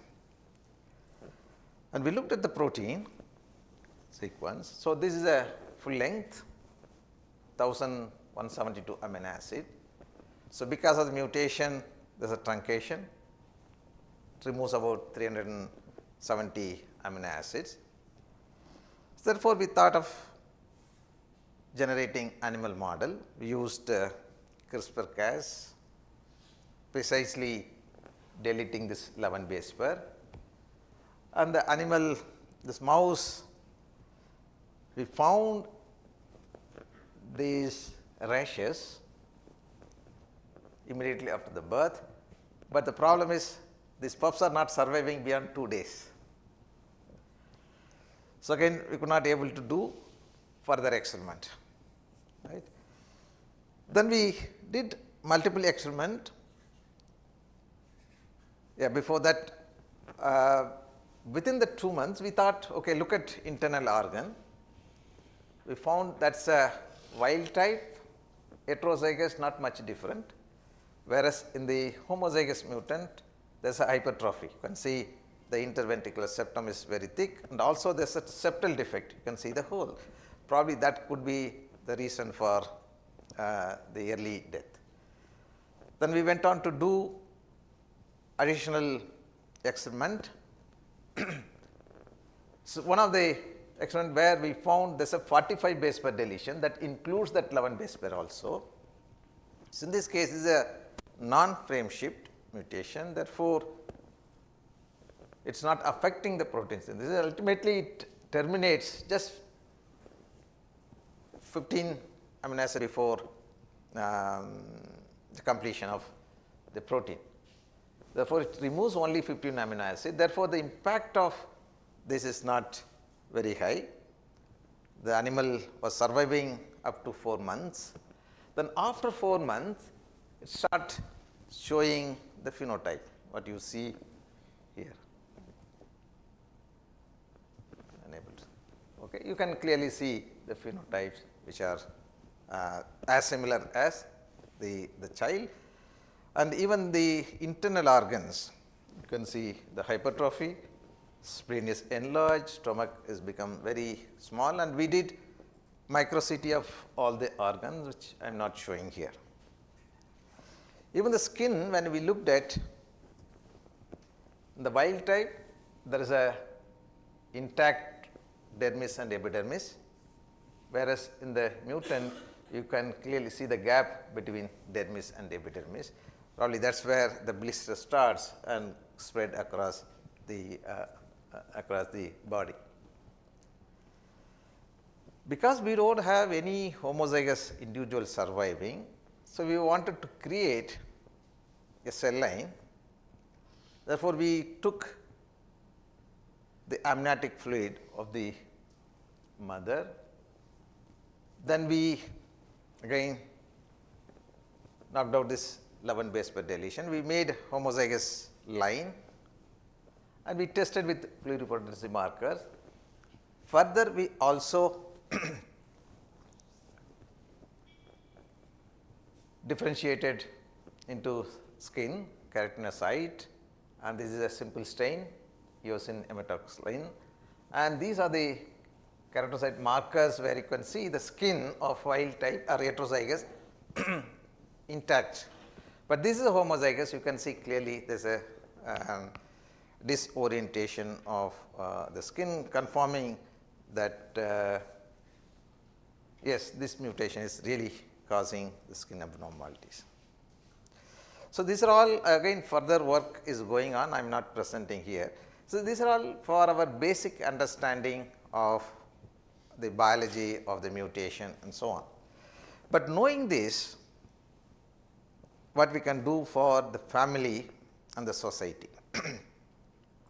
So, again we went back and asked someone to keep eye on the population, is there any mother who is pregnant, and they came up with that there is a mother who lost 2 children because of the mutation, because of disease, is pregnant. So, we brought the mother from a village near Madurai to Chennai, collected the amniotic fluid and tested by simple PCR. This is the homozygous, the heterozygous. You can see there is heterozygous in the amniotic fluid, suggesting that fetus is heterozygous. And we further confirmed by Sanger sequencing showing the heterozygous condition. Therefore, we advised the mother to continue with the pregnancy, and the child is born about 1.5 years back. I think she is doing all right, giving some kind of satisfaction that whatever we are doing in the lab also is useful for the family who have experiencing the condition. Then we thought that this alone may not be sufficient. So, without screening the entire population, so we approached the government of Tamil Nadu. There is a department of our Directorate of Public Health and Preventive Medicine, and they gave finally approval after a year-long paperwork and we made a strategy to how to do it.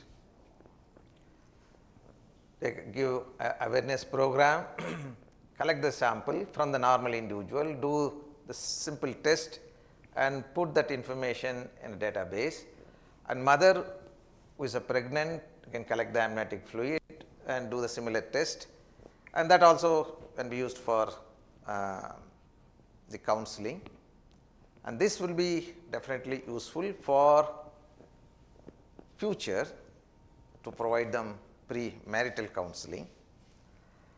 And with this we went back to the population. We had a camp last July, 2 days, 19th and 20th, explaining the consequences of this, and large number of people came forward and gave the sample, and we looked at the nearly 200 samples and found 8 of them are heterozygous. That means 4.5% of them are carrying this mutation. So, you can imagine that in a population, if you go, they are all normal, they are carrier, and 2 carriers marry, they are going to give a child with the disease. So, we are expecting to screen all the 5,000 individuals in a family, and this is just as a, if you make it, this will be a model, and we are trying to working out with Rakesh, the ticks, because they have different kind of mechanism to expand this for many other such populations. So, having this background, when I was in CDFD, initiated a program called Pediatric Rare Disease, because we know that such kind of diseases are existing, and this kind of summary shows that there are 16 institutes are involved in that. They screen for known mutation, then if they don't find any mutation, they send the sample to CDFD, CDFD will do exome sequencing or whole genome sequencing. Then they predict, use different kind of animal model, and use at least for some disease lentiviral based therapy with the help of CMC, also part of it. Then lot of awareness program. We made a small video in 8 different languages. If somebody is interested, you can go into website and look at this website and the videos. And if you come across any patient with the rare disease, you can always refer them to CDFD. And this was inaugurated during the COVID time by this laboratory by Honorable former Vice President Sri Venkaiah Naidu, and the program was launched by Dr. Rajesh Kokle. So, all these, if you can go back to where I began this work, and you can clearly imagine that how the basic research, understanding population history can lead to a program which can directly useful for the society. So, that means that the work which started, you can say 25 years back, collecting sample for understanding the history, now collecting sample for their benefit. So, with that I finally want to show this particular study, which is not ours, and this author highlighting about importance of evolutionary biology. And if I focus the abstract of this study, they say that our general conclusion is that evolutionary biology is a crucial basic science for medicine. They also say that evolutionary biology is not just another topic vying for inclusion in the curriculum. It is an essential foundation for a biological understanding of health and disease. So, we all now agree with that studying evolutionary biology is really important for understanding or better understanding of this. So, with that I would like to thank all my colleagues and collaborators. The list goes, and the funding has come from Genome India, Pediatric Rare Disease, CSIR, UKRI, DBT, DST, and Medical Research Council, and thank you very much. Thank you so much, sir, for your valuable insights. Now the session is open for the question and answers.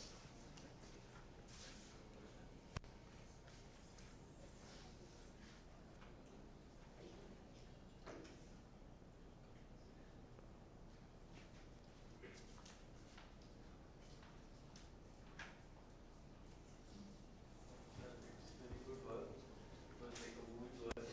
And we had one question in your initial slides where you have mentioned that overall India, last 2000, there's a homogeneous population, and the ancestry was different in the north previously before 2000.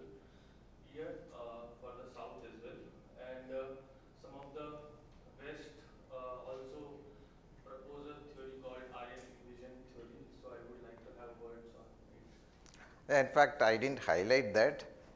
In the Nature paper, we said there is no distinct Aryan exists in this, because everybody is admixed, right.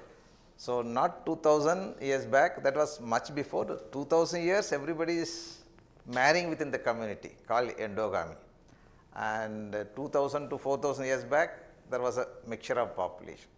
But two founding population, ancestral South Indian, ancestral North Indian, that is much older.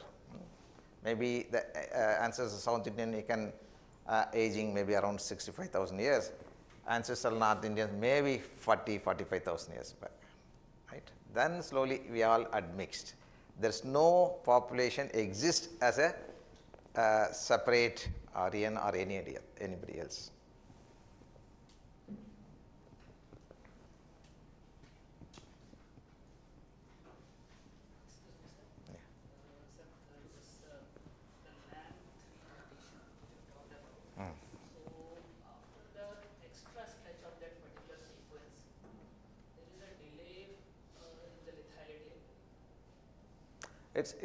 There's a truncation, it's not expanding it.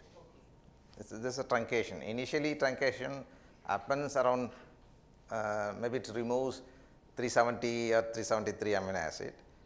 Yeah. But after the main sequence, the extra stretch in the sequence what you have shown, so there is some extra role of those, something like that. You are talking about the gene or in the protein?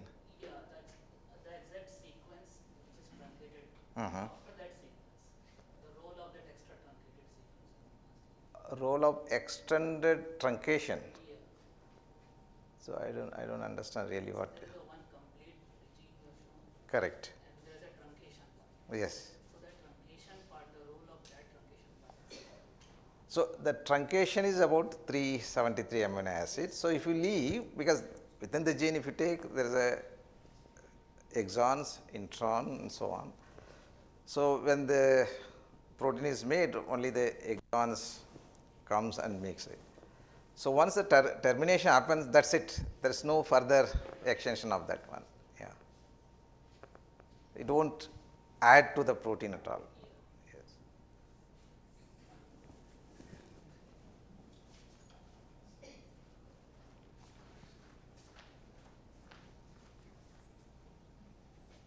Thank you, sir, for your nice talk. It's always, a pleasure to listen to you. So I have two questions. So one is basically when we do population-based genomics study that's in India, it was doing from like almost 3 decades now. So the reference genome which we use, let's say for example, we sequence some individuals, for example, and we generally align them and we use reference genome which is coming from the Western cohort. Yes. mostly, right? Yeah. And which just T38 and now T2D based consortium. So what do you think? So when you align these genomes from Indian population and use reference genome which is Western cohort, so how does it affect? It must be affecting something. We don't know what our reference genome is. So that's one thing. And second thing is, let's say the Genome India based study, right? So I think we must be working towards to having our own reference genome out of that Genome India. So what is that stage currently? Yeah, obviously when you are using reference genome from elsewhere, you will find a lot of variations. Even if you try to impute using that as a reference sequence, you may not get full imputation, you might get something wrong in between, right, because of the ethnic difference.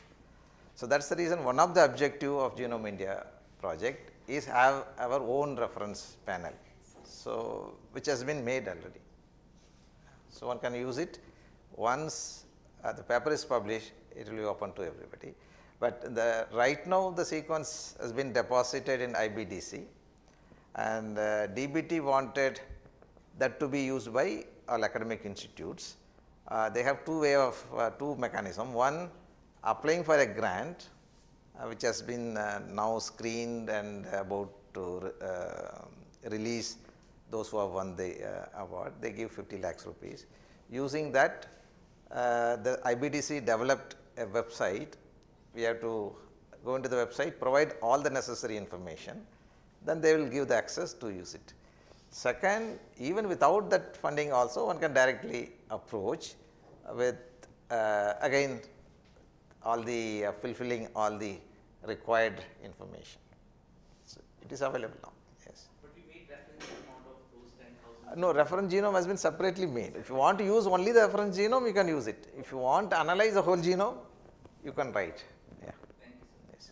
Sir, one more thing. Yes. That reference genome may vary from one part to another part in whole India, or there will be. Yeah, so we have 83 populations representing all the linguistic group, all the social group, all the region, even the large population, small population. That is why it gives you wide range of information. If you want specifically look at only South Indians or particular community, that also will be even more better. Yes. Sir, my question is that you presented some examples of back evolution. So, has it been researched that what stops or breaks the back evolution?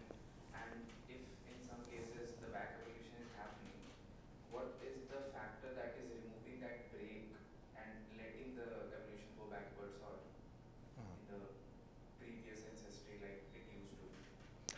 Generally, when evolution happens, if there is a back evolution, so that is not advantage for the individual to survive. For example, those 3 brothers, they cannot transmit their genome to the next generation. Therefore, that is the end of it. If there is no advantage, it automatically eliminated from the population itself, right.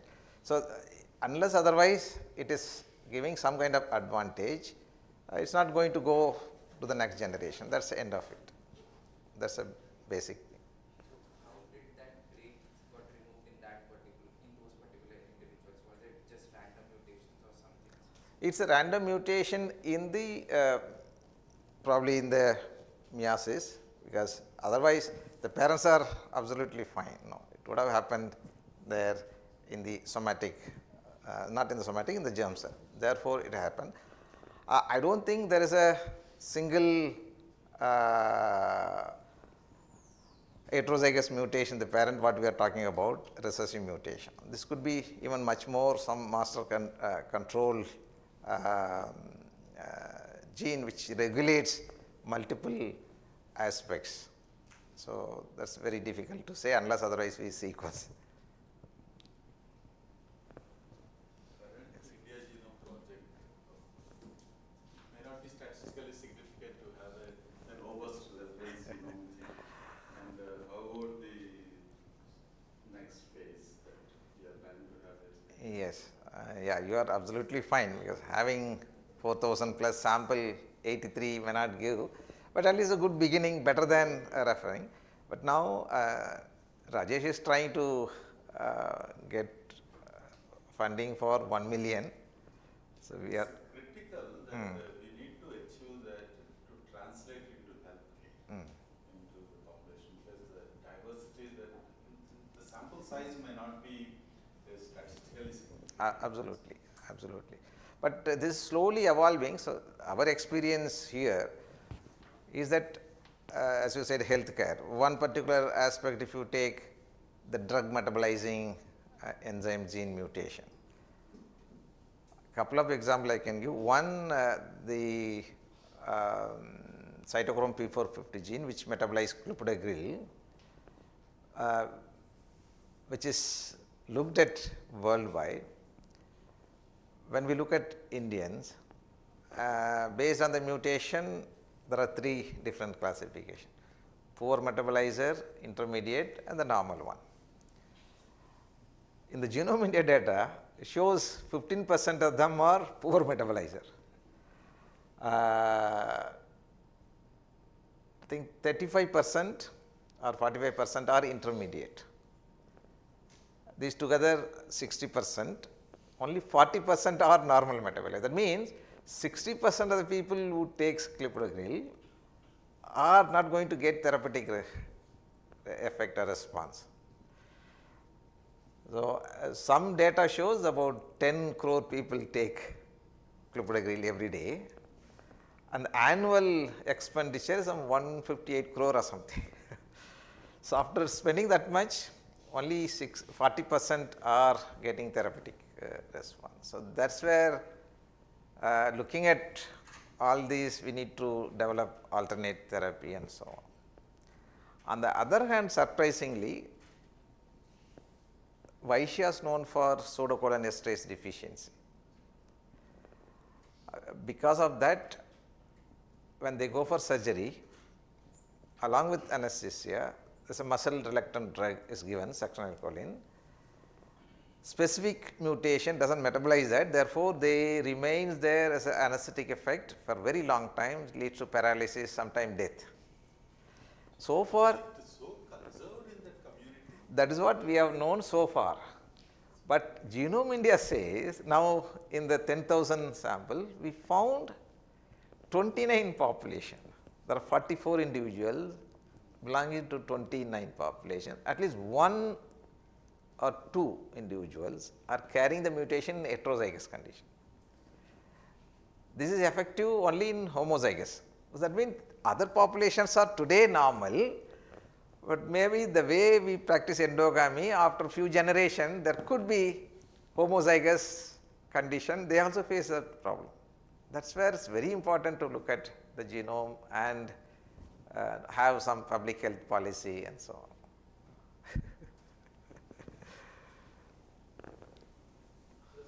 Yes. So in one of your slides, you said you have identified 4 regions in South India. So how did you identify these 4? regions for your research? No. Out of 275 populations, we selected 4 population from South India. On what basis you High said? IBD score, only the high IBD score. We thought, okay, it's easily accessible. If I am there somewhere in the north, I would have selected population which has IBD score in the north. This is based on high IBD score and easily accessible because we want to quickly check something. Yeah. I'm just curious to know. Yes. I'm from one of the regions you said. Okay. Thank you, sir. Okay.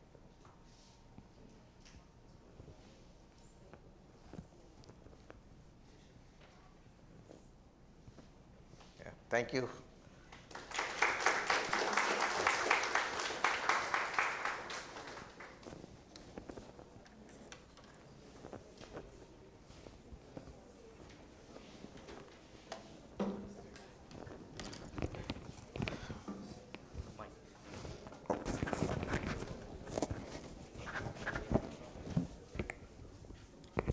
Sorry.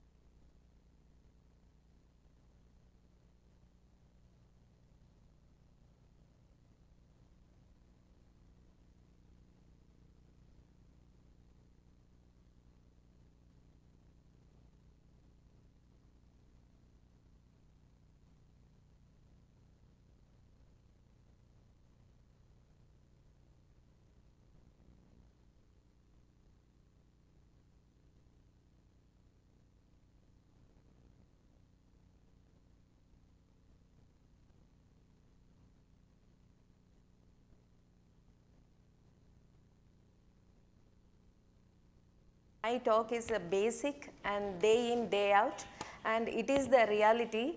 And the title is Cancer Awareness, Myths and Facts.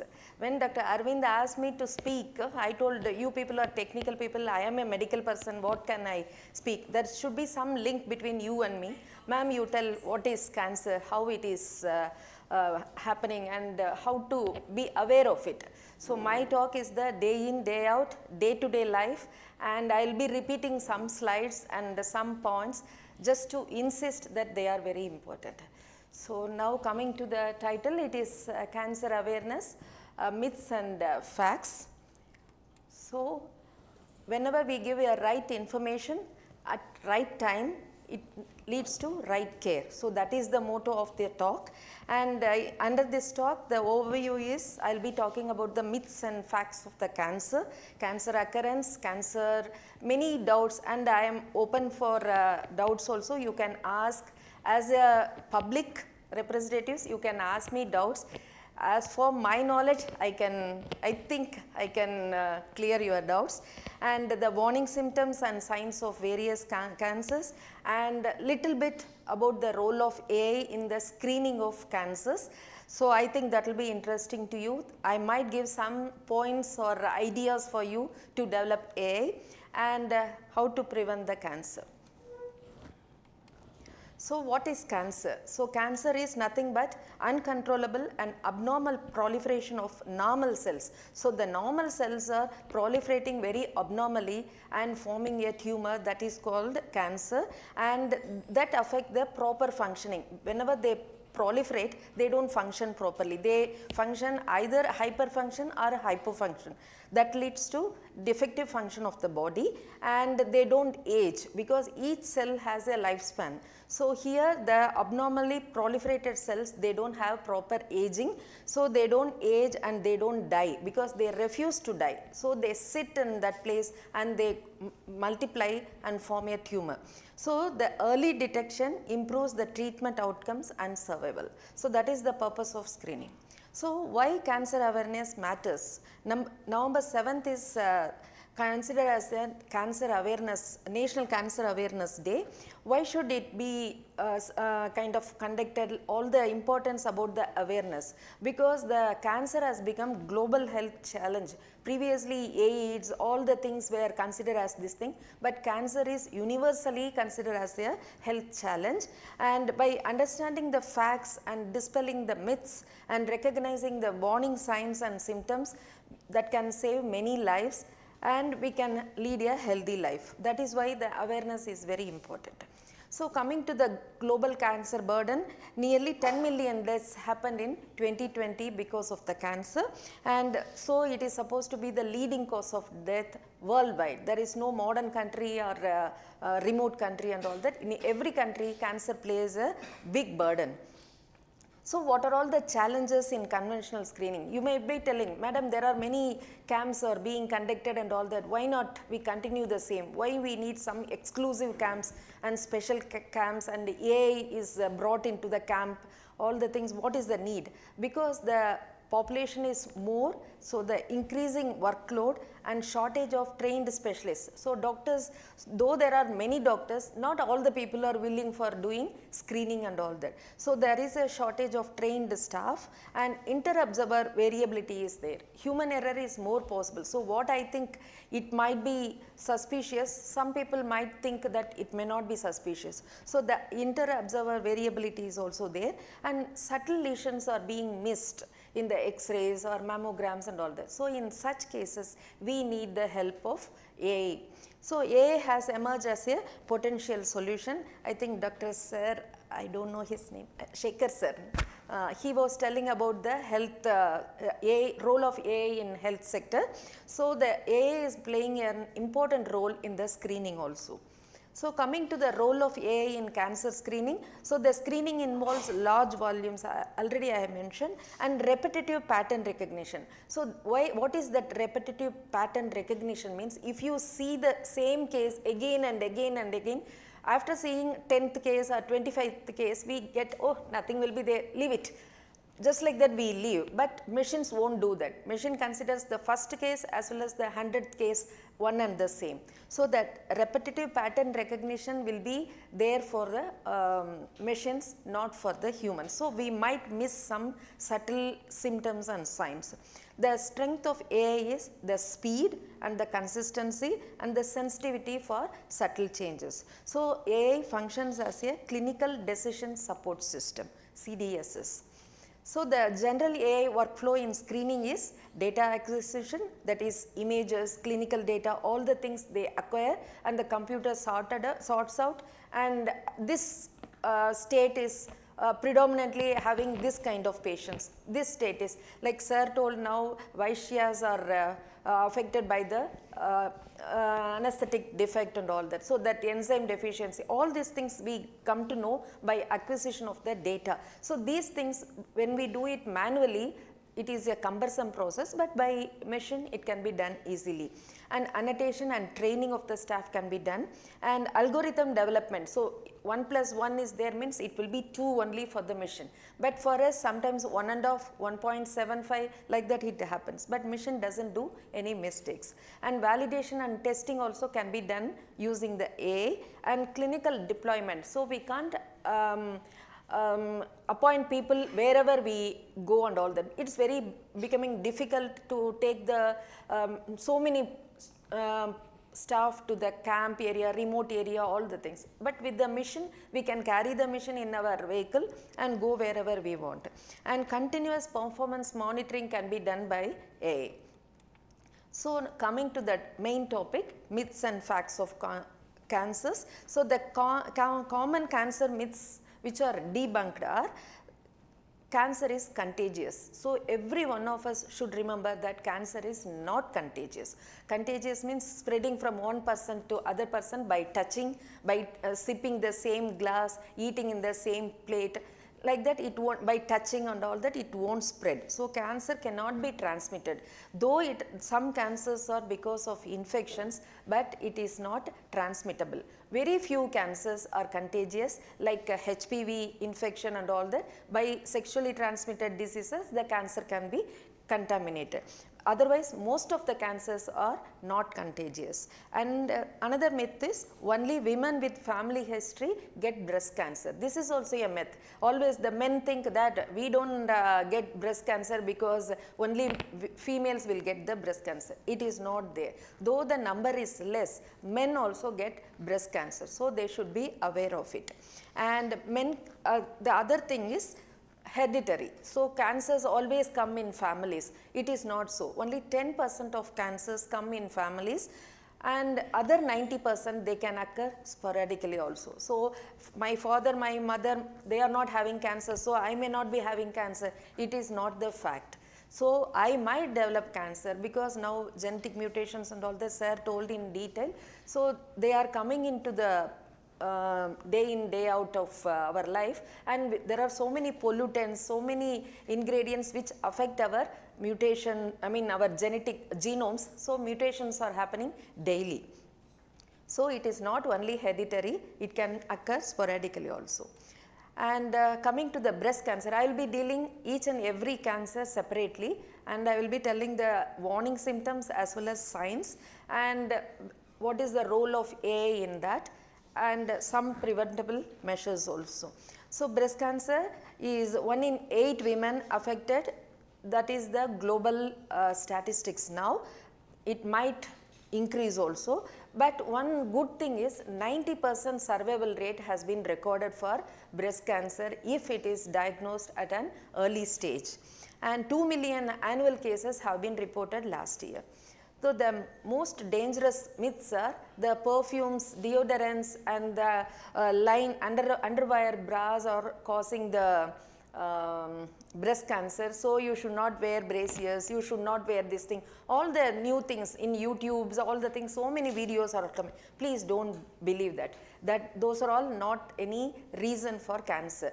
They might develop some ulceration, some injury because of the braziers or because of the perfumes. They might develop some allergic reactions and all that. That might lead to, because chronic irritation, chronic injury might cause cancer very long duration later, but it doesn't mean that the braziers and deodorants they cause cancer. So we have to remember that. And a breast injury can cause cancer, that is also not true, because many people, if the baby is hitting your breast very often, you might develop cancer later. So don't allow the baby to hit the breast often. Like that, all the myths are going around, because we come across the patients. So the patients, they tell, madam, my son always he used to hit on my breast. Is it a reason for me to develop the cancer? No, it is not. The son is now 18 years old. So 18 years back he hit the breast, mean it doesn't mean she developed the cancer after 18 years. So that is not the reason, breast injury. But breast injury, sometimes it might cause any abscess. Abscess means, you know, there may be pus, injury causing pus and all that. That might be a reason for the injury. Another thing, some people they say, I am having very small breast, madam, how can I develop cancer? It is also not the fact, because whether the breast is small or large, they might develop breast if there is a tendency to develop the cancer. So the size of the breast, it doesn't matter. One advantage is if the person is having small breast, we can identify the tumor early, because when they palpate easily we can identify. And cancer is always a death sentence. That is also a myth, it is not the fact. If it is properly screened and properly identified at an early stage, we can cure the cancers also. And breast self-examination, I just want to put a small note on this. So spending just 5 minutes every week will help us a lot. So when we take bath and all that, one self-examination of the breast, the way it is available on the net only, just we ourselves can examine, so that when there is a little abnormality, some change compared to last week, this week, we can approach the doctor at an early stage, and after 40 we can get the mammogram done and get it clarified. So the treatment myths, that is they always say chemotherapy is worse than bearing the cancer. That is also not true. Maybe 25-30 years back and all that, chemotherapy was very harsh and very having lot of side effects and all that. But now it is not there, because now we got all modern chemotherapy drugs. They are all targeted therapy, having very minimal side effects, and most of the patients are tolerating very well. So chemotherapy does more harm than good is a myth only, it is not the fact. And surgery causes cancer to spread. Many people, they have the kind of, when we do fine needle aspiration, when we do true cut biopsy to identify the tumor, they tell, madam, you are doing biopsy and that biopsy will spread the tumor to some other tissue. Because the patients, they ask n number of questions. When I tell, you might feel, what is this, why should they ask? But they ask, daily they ask one or other questions. But surgery or any biopsy doesn't cause any spread of cancer. But without doing biopsy, without doing surgery, we can't get the cancer, we can't identify the cancer, and to remove the cancer, we have to undergo surgery only. And surgery with clear margins and all that, if the cancer is very low grade and it is very small and it is located to one place, not spreading to lymph nodes or this thing, most of the time it is only a local surgery, that is the local excision with free margins, that is the margin, all the margin will be free of the cancer. Such things are done and the patients are living afterwards 25-30 years. Chemotherapy is needed means they give it, each patient has now tailor-made treatment. The treatment is not uniform for all the patients. So each and every patient has their own type of treatment. So sometimes the patients, they come and ask, ma'am, that patient also had breast cancer and I also have breast cancer. For me, you are telling you have to undergo surgery, you have to undergo chemo, you have to undergo radiation. But that patient didn't undergo anything, only surgery. So that depends on the size of the tumor, location of the tumor and stage of the tumor and the type of the tumor. So all these things matters a lot. So these are all the myths and facts of the cancer. related to the treatment. And many patients they come, madam, I am taking Ayurvedic treatment, so I don't want to take chemotherapy. In this modern world also, there are patients who are believing, I am not against Ayurvedic treatment. Ayurvedic treatment is good in a way. It is better for skin allergies, all the things. Homeopathy, Ayurvedic medicines are better than our allopathy, because allopathy it cures instantly, but in long duration the condition comes back, like skin allergies, all the things. Ayurvedic and homeopathy are better than allopathy, but for cancer there is no cure in Ayurvedic. Ayurvedic will support you by improving your immunity, all the things, but it will not cure the thing. So taking an alternative medicine doesn't cure the cancer. So you have to, you can take Ayurvedic along with the chemotherapy also. So the essential facts everybody should be aware about the cancer is early detection saves lives, lifestyle choices matter a lot, that is the food, what we eat, what we do daily, the activities as well as the habits. Not all lumps are cancerous, and age is a biggest risk factor, and not all cancers run in families. These are the basic facts, everybody should be aware of it. And coming to the role of AI in breast cancer screening is, it is not in the clinical examination. AI helps presently, it is helping us in the mammography based AI systems. All of you are aware that mammography is done, it is like a X-ray done for the breast lumps. Okay, so here reading the mammography, human eyes sometimes miss a subtle lesion, but by AI also taught by the humans only. So AI has been fed with 10,000, 20,000 images, and it has been perfectly tuned and tamed for picking up very subtle lesions also. So breast cancer screening AI can be applied, and the application may be detection of masses and microcalcifications as well as the risk stratification. Sorry.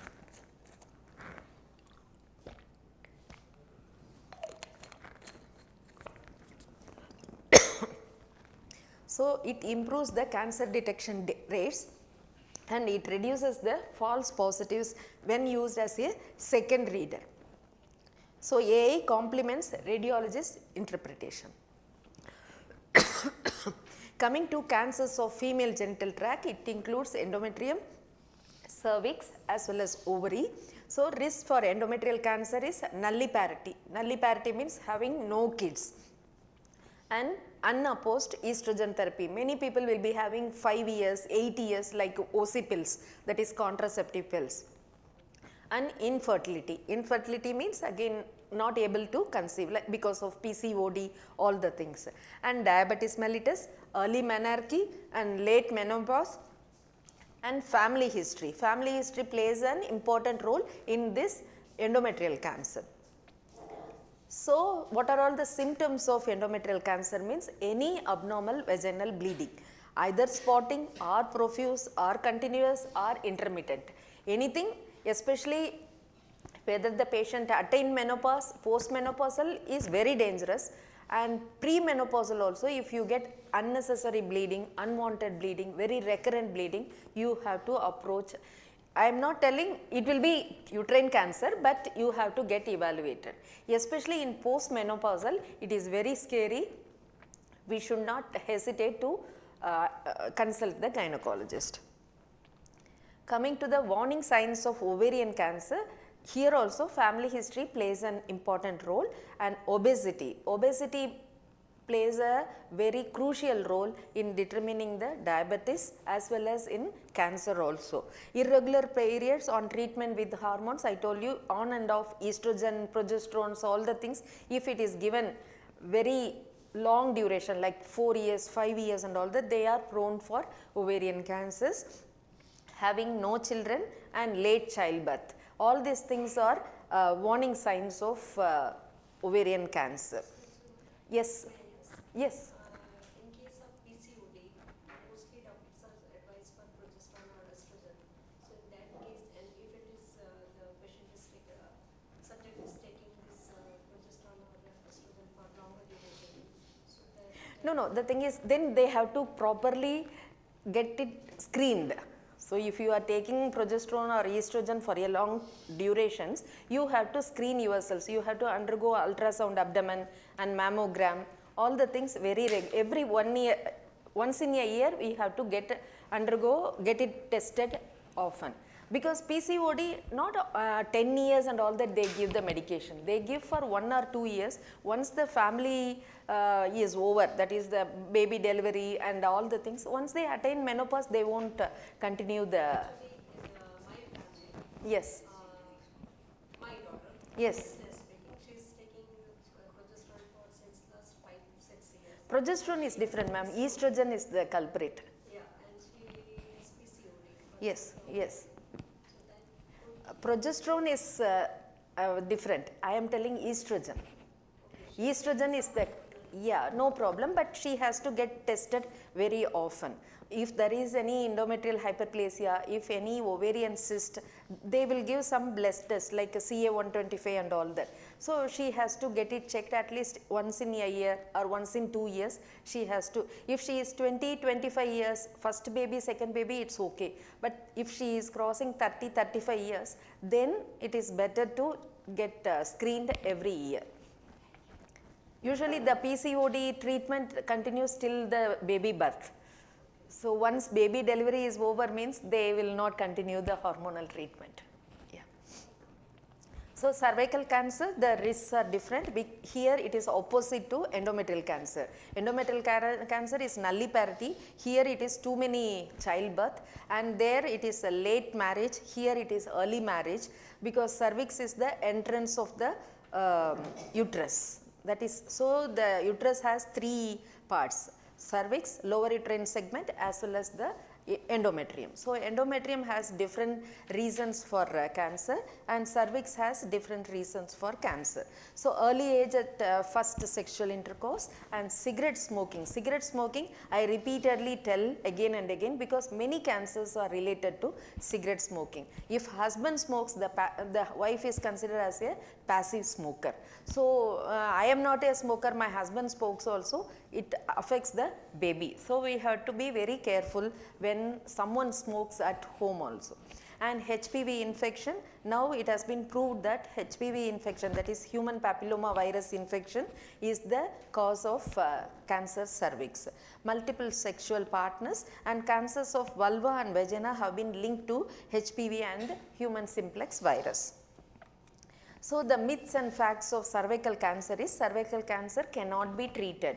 This is a myth, because now it has been proved that cervical cancer can be 100% curable if it is diagnosed at an early stage. So how can you diagnose at an early stage? Means whenever there is a symptom of bleeding or any white discharge and all that, we have to immediately go to the clinician, gynecologist. And another thing, now there is a pap smear testing, which is a very simple test. So if you undergo pap smear after the age of 30-35 years, you have to undergo pap smear every year. So that will pick up the cancer cells at the early stage itself. So cancer can be, cervical cancer can be curable 100%, and HPV infection is uncommon. That is also a myth, because HPV infection is a routine infection in all the sexually active people if they are not clean, and the rural areas. That is why cancer cervix occurs more commonly in the rural areas because of the cleanliness. If they are not clean, they don't use proper napkins, all the things for the things. So the HPV infection is very common. But one thing about HPV infection everybody should be aware is it is sometimes self-limiting also. So all the people who got HPV infection will not develop cancer cervix. So only 10 to 15% only will develop the cervical cancer, provided her husband is also affected with the same infection, because it is mutually transmissible from one person to other person. The older women don't need pap smears. This is also not true, because till the age of 70, the ASCO has advised to undergo pap smear testing. But if the consecutive 3 years testing is normal, then you can, after the age of 60, if 3 years, if you are getting the pap smear and all 3 pap smears are normal, then no need for further screening. But if there is some abnormality, if there is any white discharge or any bleeding at the age of 60 also, you have to get the pap smear done. And smoking, again I am telling, smoking is not linked, is not true. Smoking is very much linked to cervical cancer also. So HPV vaccines, one point about the HPV vaccine, now there is a vaccine available for human papilloma virus, that is for the cancer cervix, as well as this is given for males as well as females. It is not only for cancer cervix, it is for cancer penis as well as cancer of oral cavity and all that, because it has been proved that many cancers of oral cavity as well as penile cancers are because of human papilloma virus. So who has to be given? So children of 9 years, girls or boys, 9 to 11 years, the first shot along with our immunization schedule. Now it has been introduced for kids. So along with the TT injection, you can give this vaccines, cervical carcinoma vaccine, that is Gardasil or Cervarix, to the children starting from 9 or 11 years before any sexual activity starts, because the baby will develop the full antibody coverage by the age of because it will take 3 to 5 years for the baby to attain the full immunity. For that, it is better to give at the age of 11. Now they are giving at the age of 9 also, because the many girls are attaining menarche at the age of 10 only. So it is they are started giving at age of 9 to 11 the first dose. So 0, 1 and 6 they are giving, that is 0 means first dose, second dose after 1 month, then after 6 months for babies. Sometimes 0, 2 and 12 also they are giving. So that is the children should be given, boys and girls both can be given. And I told about when also. Cross protection, of course it is giving not only against the cancer cervix, it is against the cancer penis as well as oral cavity, and sometimes genital warts, I don't know what they call it in Telugu, that kind of infection also can be protected by giving this immunization. And because if you are vaccinated, then there is an alteration in the screening also.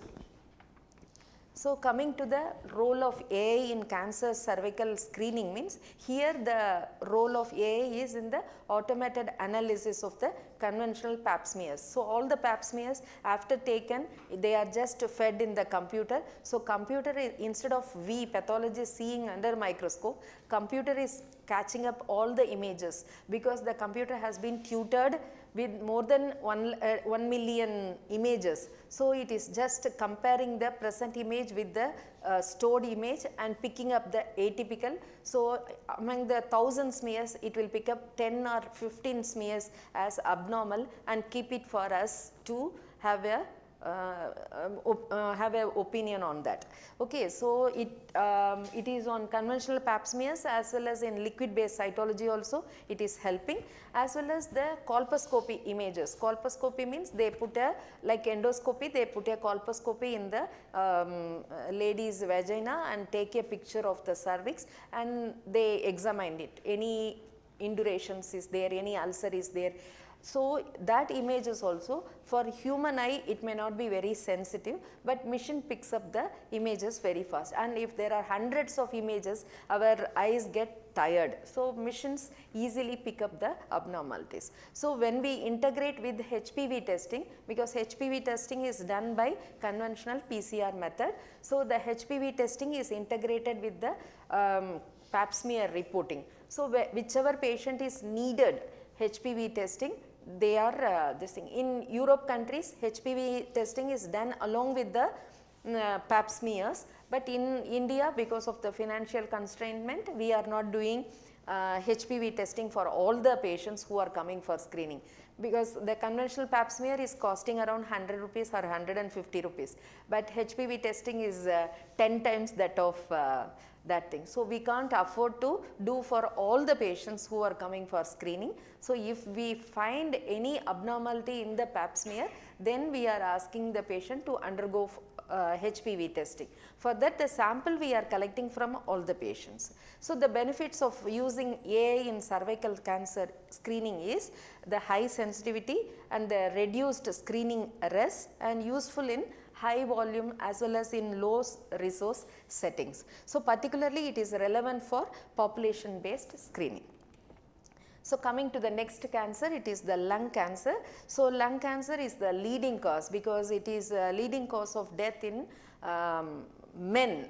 And next, now females are also getting lung cancers because of the pollution and all that. And the major culprit is the smoking, cigarette smoking. The nicotine is the, whatever filters you use, whatever ultra filter, all the things, the culprit is still persisting and it is causing the cancer. And again, when detected early, the 5-year survival rate is around 60%, because previously, that is 20 years back and all that, if you get lung cancer, 1 year is your survival rate. But now we got all targeted therapy with EGFR mutation driven and all that. So, that therapy is helping the patients and the survival has been improved by 60%. So, I have seen cancer lung patient alive after 5 to 8 years of diagnosis also. So, the heavy smoking is the first culprit, and recognizing the lung cancer symptoms like persistent cough, breathing difficulties and unexplained weight loss and recurring chest infection is very, they are all warning signs and we have to get notified. We are getting this thing, better take a X-ray. Simple X-ray will solve the problem. And what are all the cancer myths with the lung cancer is, cancer, again I am insisting, cancer is not contagious. So, do not go by the false this thing, cancer is contagious, because many it is becoming kind of if one person is suffering from cancer means not going into his room, not visiting him, all the things they become that it is a stigma.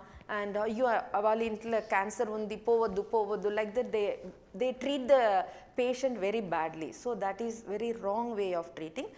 So, cancer is not contagious, and cancer is always hereditary is also not true. 1%, I mean nearly 10% is hereditary, I agree, but not all the cancers are hereditary. Not all the people are having cancer will get their children also get the cancer is not true. And sugar feeds the cancer. Do not eat lot of sugar, it will cause cancer. That is also not true, because sugar will lead on to diabetes, that I agree, but not cancer. But diabetes will lead on to pancreatic cancer, that is also the fact. So, indirectly sugar will cause cancer is partly true. Better avoid sugar, that is right, but directly sugar will not cause any cancer. So, our best defense is prevention. So, we have to avoid tobacco, either smoking, passive and active, both the smoking you have to avoid, and we have to stay active. Keeping our body active also prevents the, I mean all the, I think biomedical people, you people know better than me, the metabolism is very active, means all the metabolites will get exhausted and active radicals will form, keep our body healthy. And regular screening is a must, and we have to eat healthy balanced diet, and we have to protect our skin from the sunburns and all that, because sunlight also will cause cancer, and we have to get vaccinated wherever it is available. So, AI in lung cancer screening is, here the AI is used to screen the CT scans. Very subtle small lesions can be picked up by the AI in the CT scans, that is low dose CT screening is done for any suspicious. If they take first X-ray, in X-ray there is something suspicious means again they send the patient for low dose CT scanning. In that they can pick up the lesions. So, here the AI is playing a very important role. So, it detects the small nodules, and volumetric analysis also it will do, because how big is the lesion it can accurately assess, and malignancy risk prediction also it is made with the texture of the lung. It can predict, because sometimes fibrosis also in X-ray and CT it looks like a mass, but AI can predict properly by seeing the texture of the thing, and it reduces the missed small nodules and interreader variability. So, oral cancer, which is a preventable threat, which is neglected very often. So, how many of us undergone dental checkup? I think unless otherwise we have toothache, nobody goes to dentist. Okay, but dental oral ulcers we should not neglect, because when you have a chronic ulcer and some sharp tooth is irritating for a long time, it is better to remove the tooth, because the chronic ulcer might lead on to cancer. So, we have to be very careful, especially if you are a smoker having an oral ulcer for a long duration, 100% you might land up in oral cancer. So, we have to be cautious and go to the clinician. So, oral cancer is only old people get cancers, not the young people. That is also not true. Oral cancer also can occur in young individual. I have seen a patient of 20 years boy having oral cancer, because he eats that gudka something. He keeps all the time, he is an auto driver, so he keeps gudka. From the age of 15 he was holding it, and he developed oral cancer. So, there is no age bar, and if you do not smoke you will not get oral cancer. That is also not true, because chronic ulcers, I told you know, some sharp tooth causing ulcer, or some eatables very spicy, some people they drink coffee and all that very hot, literally burning hot. So, those things will lead on to some ulcers, and that ulcers persist and lead on to cancer. And mouth sores are always harmless. They tell that is, it will come and go. Stress ulcers, they think it is all stress ulcer, because it will come and go. Whenever I have exam I get the ulcer, after that it will go. Do not neglect any ulcers, because sometimes that ulcer might turn into cancer. So, you have to take proper action. So, what is the role of AI in oral head and neck cancer means? Here image based screening of oral mucosal lesions are done using the AI. So, now there are apps available in smartphone as well as point of care testing. That is, we take the app in the smartphone and go for screening. So, in the oral, I mean in the CAMs and all that, if the patient has some ulcer, and if you see it looks something suspicious, but we do not have anything to take biopsy and all that, in such cases this app helps us, and we can take the photographs, and by seeing the, sorry I am not the expert in that, by seeing the intensity and all that, they can identify it might be a cancerous ulcer, and where to take biopsy also it points out. That is the thing the oral surgeon told me. So, the potential role is community screening and early referral from peripheral centers. So, protecting ourselves is the very important thing. We have to, again I am insisting on the tobacco only. So, avoid tobacco in all forms, whether eating or chewing or smoking. In all forms you have to avoid tobacco, and we have to maintain a balanced diet which has proper amount of protein and fruits, vegetables, everything. And if possible HPV vaccination, if it is available, better get it done for you, for children also. If you are under the age of 45, you can also get vaccinated. And alcohol consumption is also very bad for health. We have to limit alcohol consumption. Better avoid alcohol consumption, why to limit, and regular dental screening is needed, and we have to protect our lips from sun. Whenever you are getting exposed to sunny areas and all that, better put some lip balm or some sunscreen to avoid the sun exposure. So, what are all the risk factors for, now coming to the GI, that is gastrointestinal tract. So, what are all the risk factors for gastrointestinal cancers are? Again I am telling the tobacco use and poor diet, alcohol consumption, obesity and infection. Here the infection is Helicobacter pylori, which is the causative agent for stomach cancer, and hepatitis virus is for liver cancer. So, this has been established, but not all the patients who are having H. pylori or hepatitis B infection will develop cancer, but part of the patients they might develop stomach cancer or liver cancer if they are got infected. So whenever the patient knows that he is hepatitis B positive and all that, it is better to get it treated first and get it screened every year. Okay, there are more myths, that is superfoods. Now there are in what is that, YouTube and all the reels are coming with big boxes showing cancer prevention and all that. Those are all humbug. Yeah, humbug, and it is not the fact. So there is no superfood. Whatever food we eat, if you eat it in a balanced manner, that itself is a superfood. There is no need to spend thousands of rupees and buy a black box of that food. Cancer is contagious is not true. So 10 cancer fighting foods, so you can spend money on these foods which are very commonly available in the market, and you can eat them, which can prevent the gastrointestinal cancers and improve our health.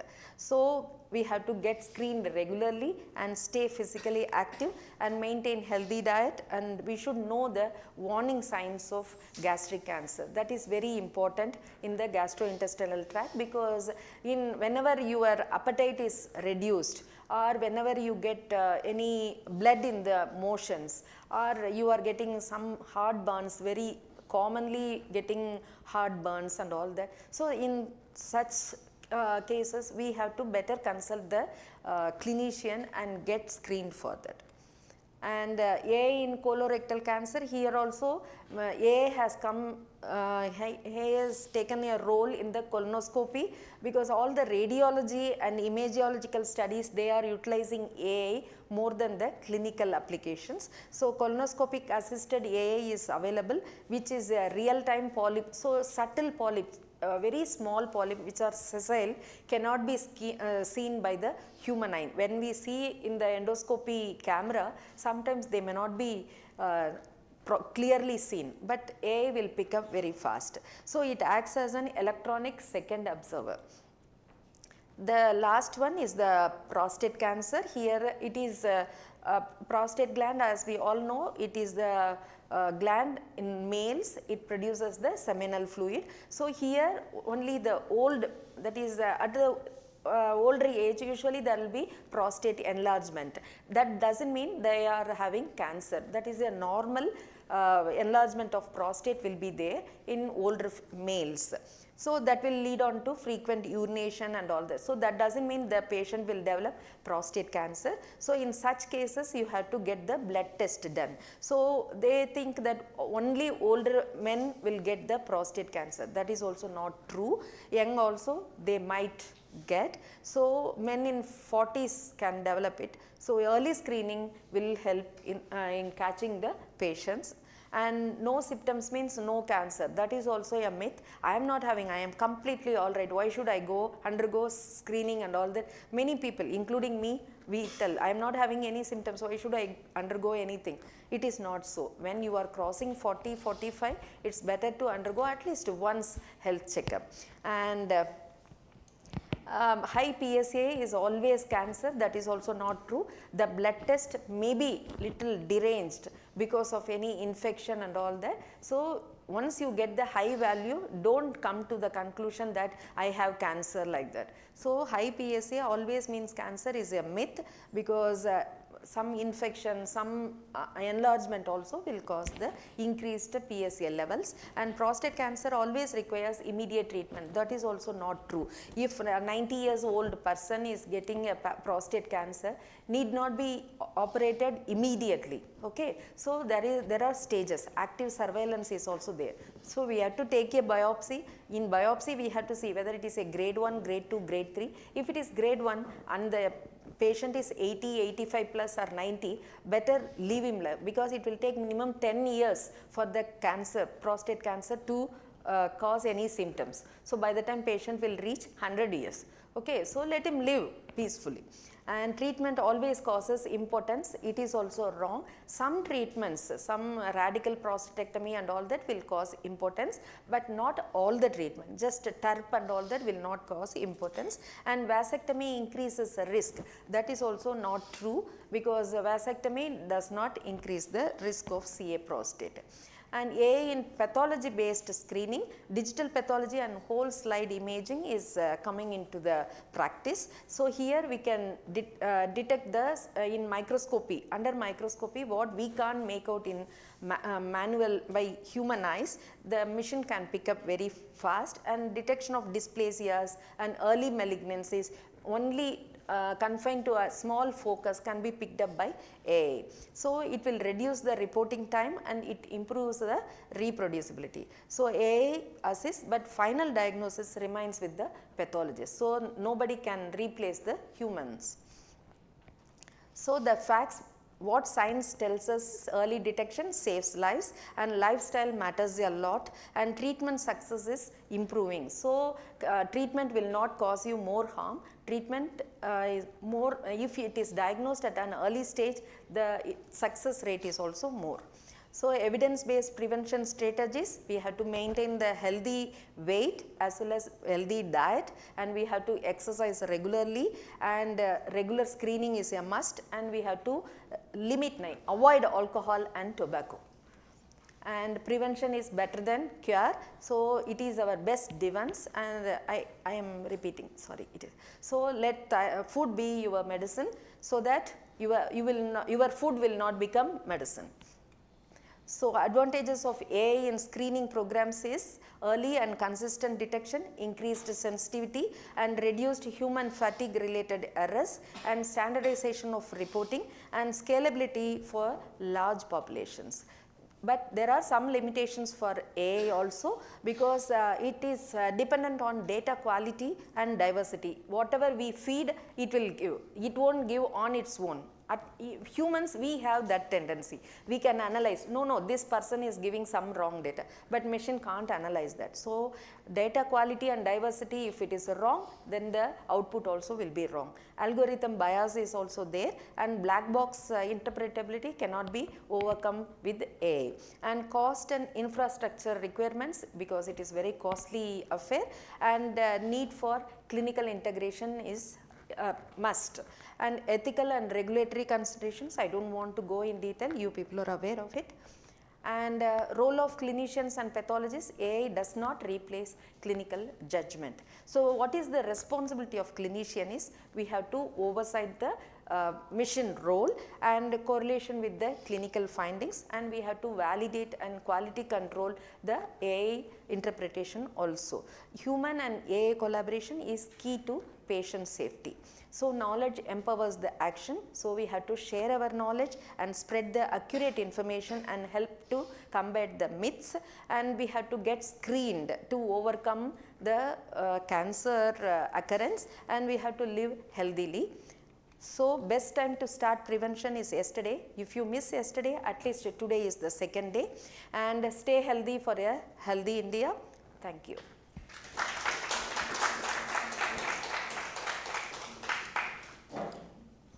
Any questions? Thank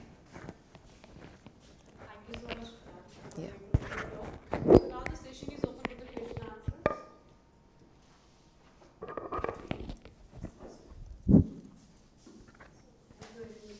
Yeah. Wonderful information. So just as we told, early detection may prevent, but the early detection is itself is a challenge. Yes. For any kind of cancer. Yes. So that is why I am telling, where you should not ignore any signs or symptoms. See, for example, if it is oral cavity, any ulcer in the over, if it is just staying for 1 week, it's okay. It may be a normal ulcer, but if it is there for 1 month and you are having some swelling here also means you have to consult the doctor. So you should never ignore any symptoms and signs. For in ladies, if you are having bleeding 1 month, if you are having long bleeding is okay.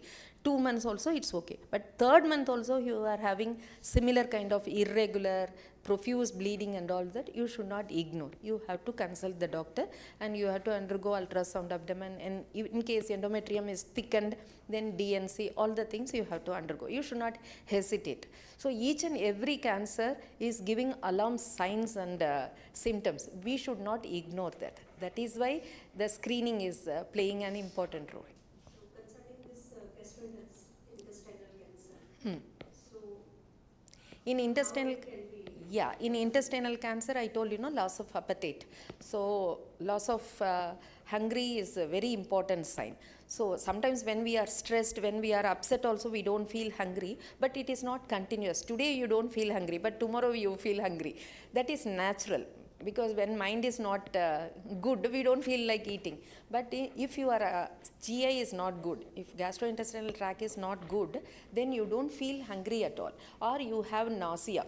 That is too much of indigestion feeling. Nausea means yeah, you feel like vomiting, and whatever you eat, it is not digesting. And if lower intestinal tract means loose motions, 3 days continuous loose motions and 3 days no motion at all. All that we call it as altered bowel habits, and passing blood in the motions, and passing mucus. Mucus means like this thing kind of sticky fluid in the motions. All these things if you find across, then you should get the alarm. Yes, something is wrong with my GI. And also the current day lifestyle, that light at night exposure. So Sorry ma'am. we expose ourselves during the night time in very high light intensity. So then also then the Chill fast climate. food. Yeah, fast food, I am telling food and tobacco is in every slide I am telling, because food is very, see, this kind of food we should have. Fast food once in a blue moon you can have, but not daily. So we should not make our children also take the food, this thing, we should not habituate that kind of food. So if, even though it is little difficult, we have to make one dosa and give the child, not buy pizza and give. Yeah.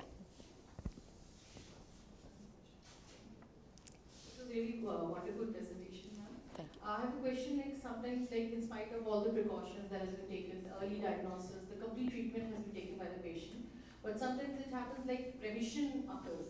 So what could be the reason for this remission in spite of all the See, the thing is, each human is a separate entity. The same treatment is not applicable to all the people. So one person responds very well, one person doesn't respond. So we sometimes grade 3 cancer having spread to lymph node and all that, that patient responds to chemotherapy very well. After 4 cycles, 5 cycles, he will be completely cured, and next 3 years he is not having any problem. But the patient who is having grade 1 without any lymph node and all, but he didn't tolerate the chemotherapy at all. He could not tolerate the chemotherapy, he didn't take the chemotherapy, and he didn't survive next year also. So it varies from patient to patient. That thing what you are telling, no, why the patient is getting a recurrence, that nobody tells. There the God's play is there. So as long as the patient is there, that is why we insist on regular follow-up. So every 15th day, every 1 month, every 3 months, like that, we have staged follow-up. So immediately after surgery, immediately after chemo, and if the patient 3 consecutive 1 month follow-up, patient is completely all right means, then we tell the patient to come once in 3 months. 3 months they are completely all right means once in 6 months. 6 months they are free means then once in a year. So like that we tell the patient to come for staged follow-up. In that way we can follow up the patient, and we give the constant instruction to the patient. Whenever you have little difference in your day in day out routine, you better consult us. So in spite of that also, some patients they develop. I have seen patients who come after 10 years of breast cancer surgery with recurrence in other breast. That is there, the hereditary mutations, all the things they play a role.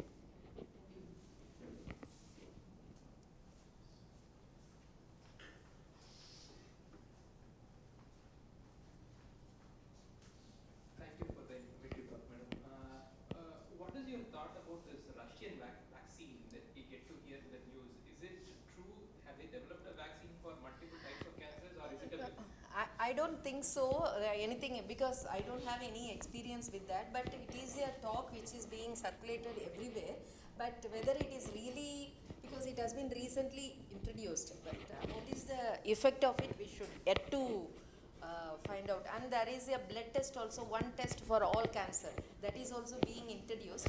But what we learned about the test is, it is just going to sequence your genome only. So any P53 mutation means you are prone for this cancer, this cancer, this cancer. Like that they will put a list of cancers and make our life miserable. That is right. But regarding the vaccine, the Russian, they are claiming that that single vaccine will protect all the cancers. But till minimum 5 or 10 years later only we come to know what is the thing. And still it has not come to the market in India.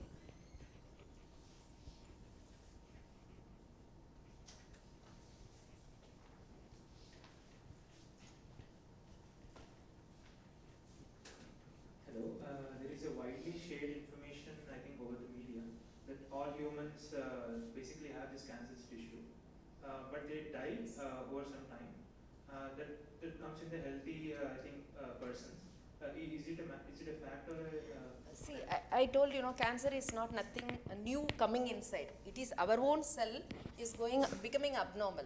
So we all have our normal cell. So when some untoward things happening, when you are getting exposed to sun for a long time and all that, your normal skin cell will become abnormal. If you are going on drinking a lot of alcohol, your normal liver will become abnormal. If you go on smoking more cigarettes and all that, then your normal lung cell will become abnormal. So everybody can, in that way, it is a fact only we should say, because we carry the normal cells. That normal cell, when it becomes abnormal, it depends on our diet and our habits.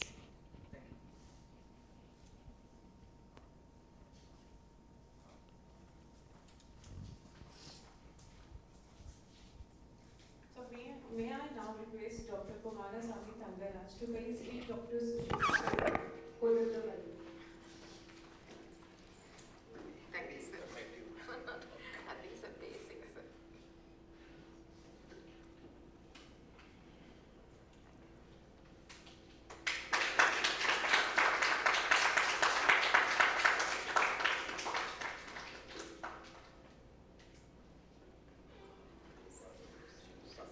Yes. Nowadays everything online.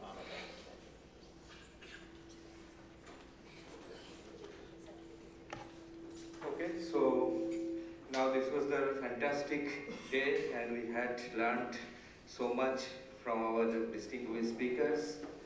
And this is the concluding session now for this workshop, and I believe in our healthcare theme it is a very good kickstart to know each other, and followed by you will have your visits for 2 weeks and your student visits for 2 months. That will make us more bridged for our next year NRFPR application, what we believe. So I thank all the speakers across the 3 days for enlightening us in different aspects of healthcare, and particularly it is a very good learning for all of us.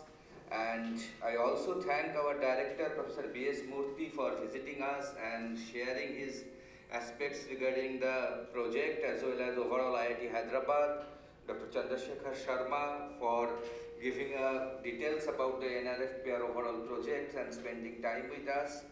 My co-organizers Arvind and Neeraj and Nag, and all the student volunteers and Aslam, who basically worked very hard to make this event we are planning from last couple of months, and particularly definitely to ANRF for the support for arranging this series of events. It is not a single workshop we are doing. We have already done the writing skill workshops, and there will be more workshop on the thematic skills.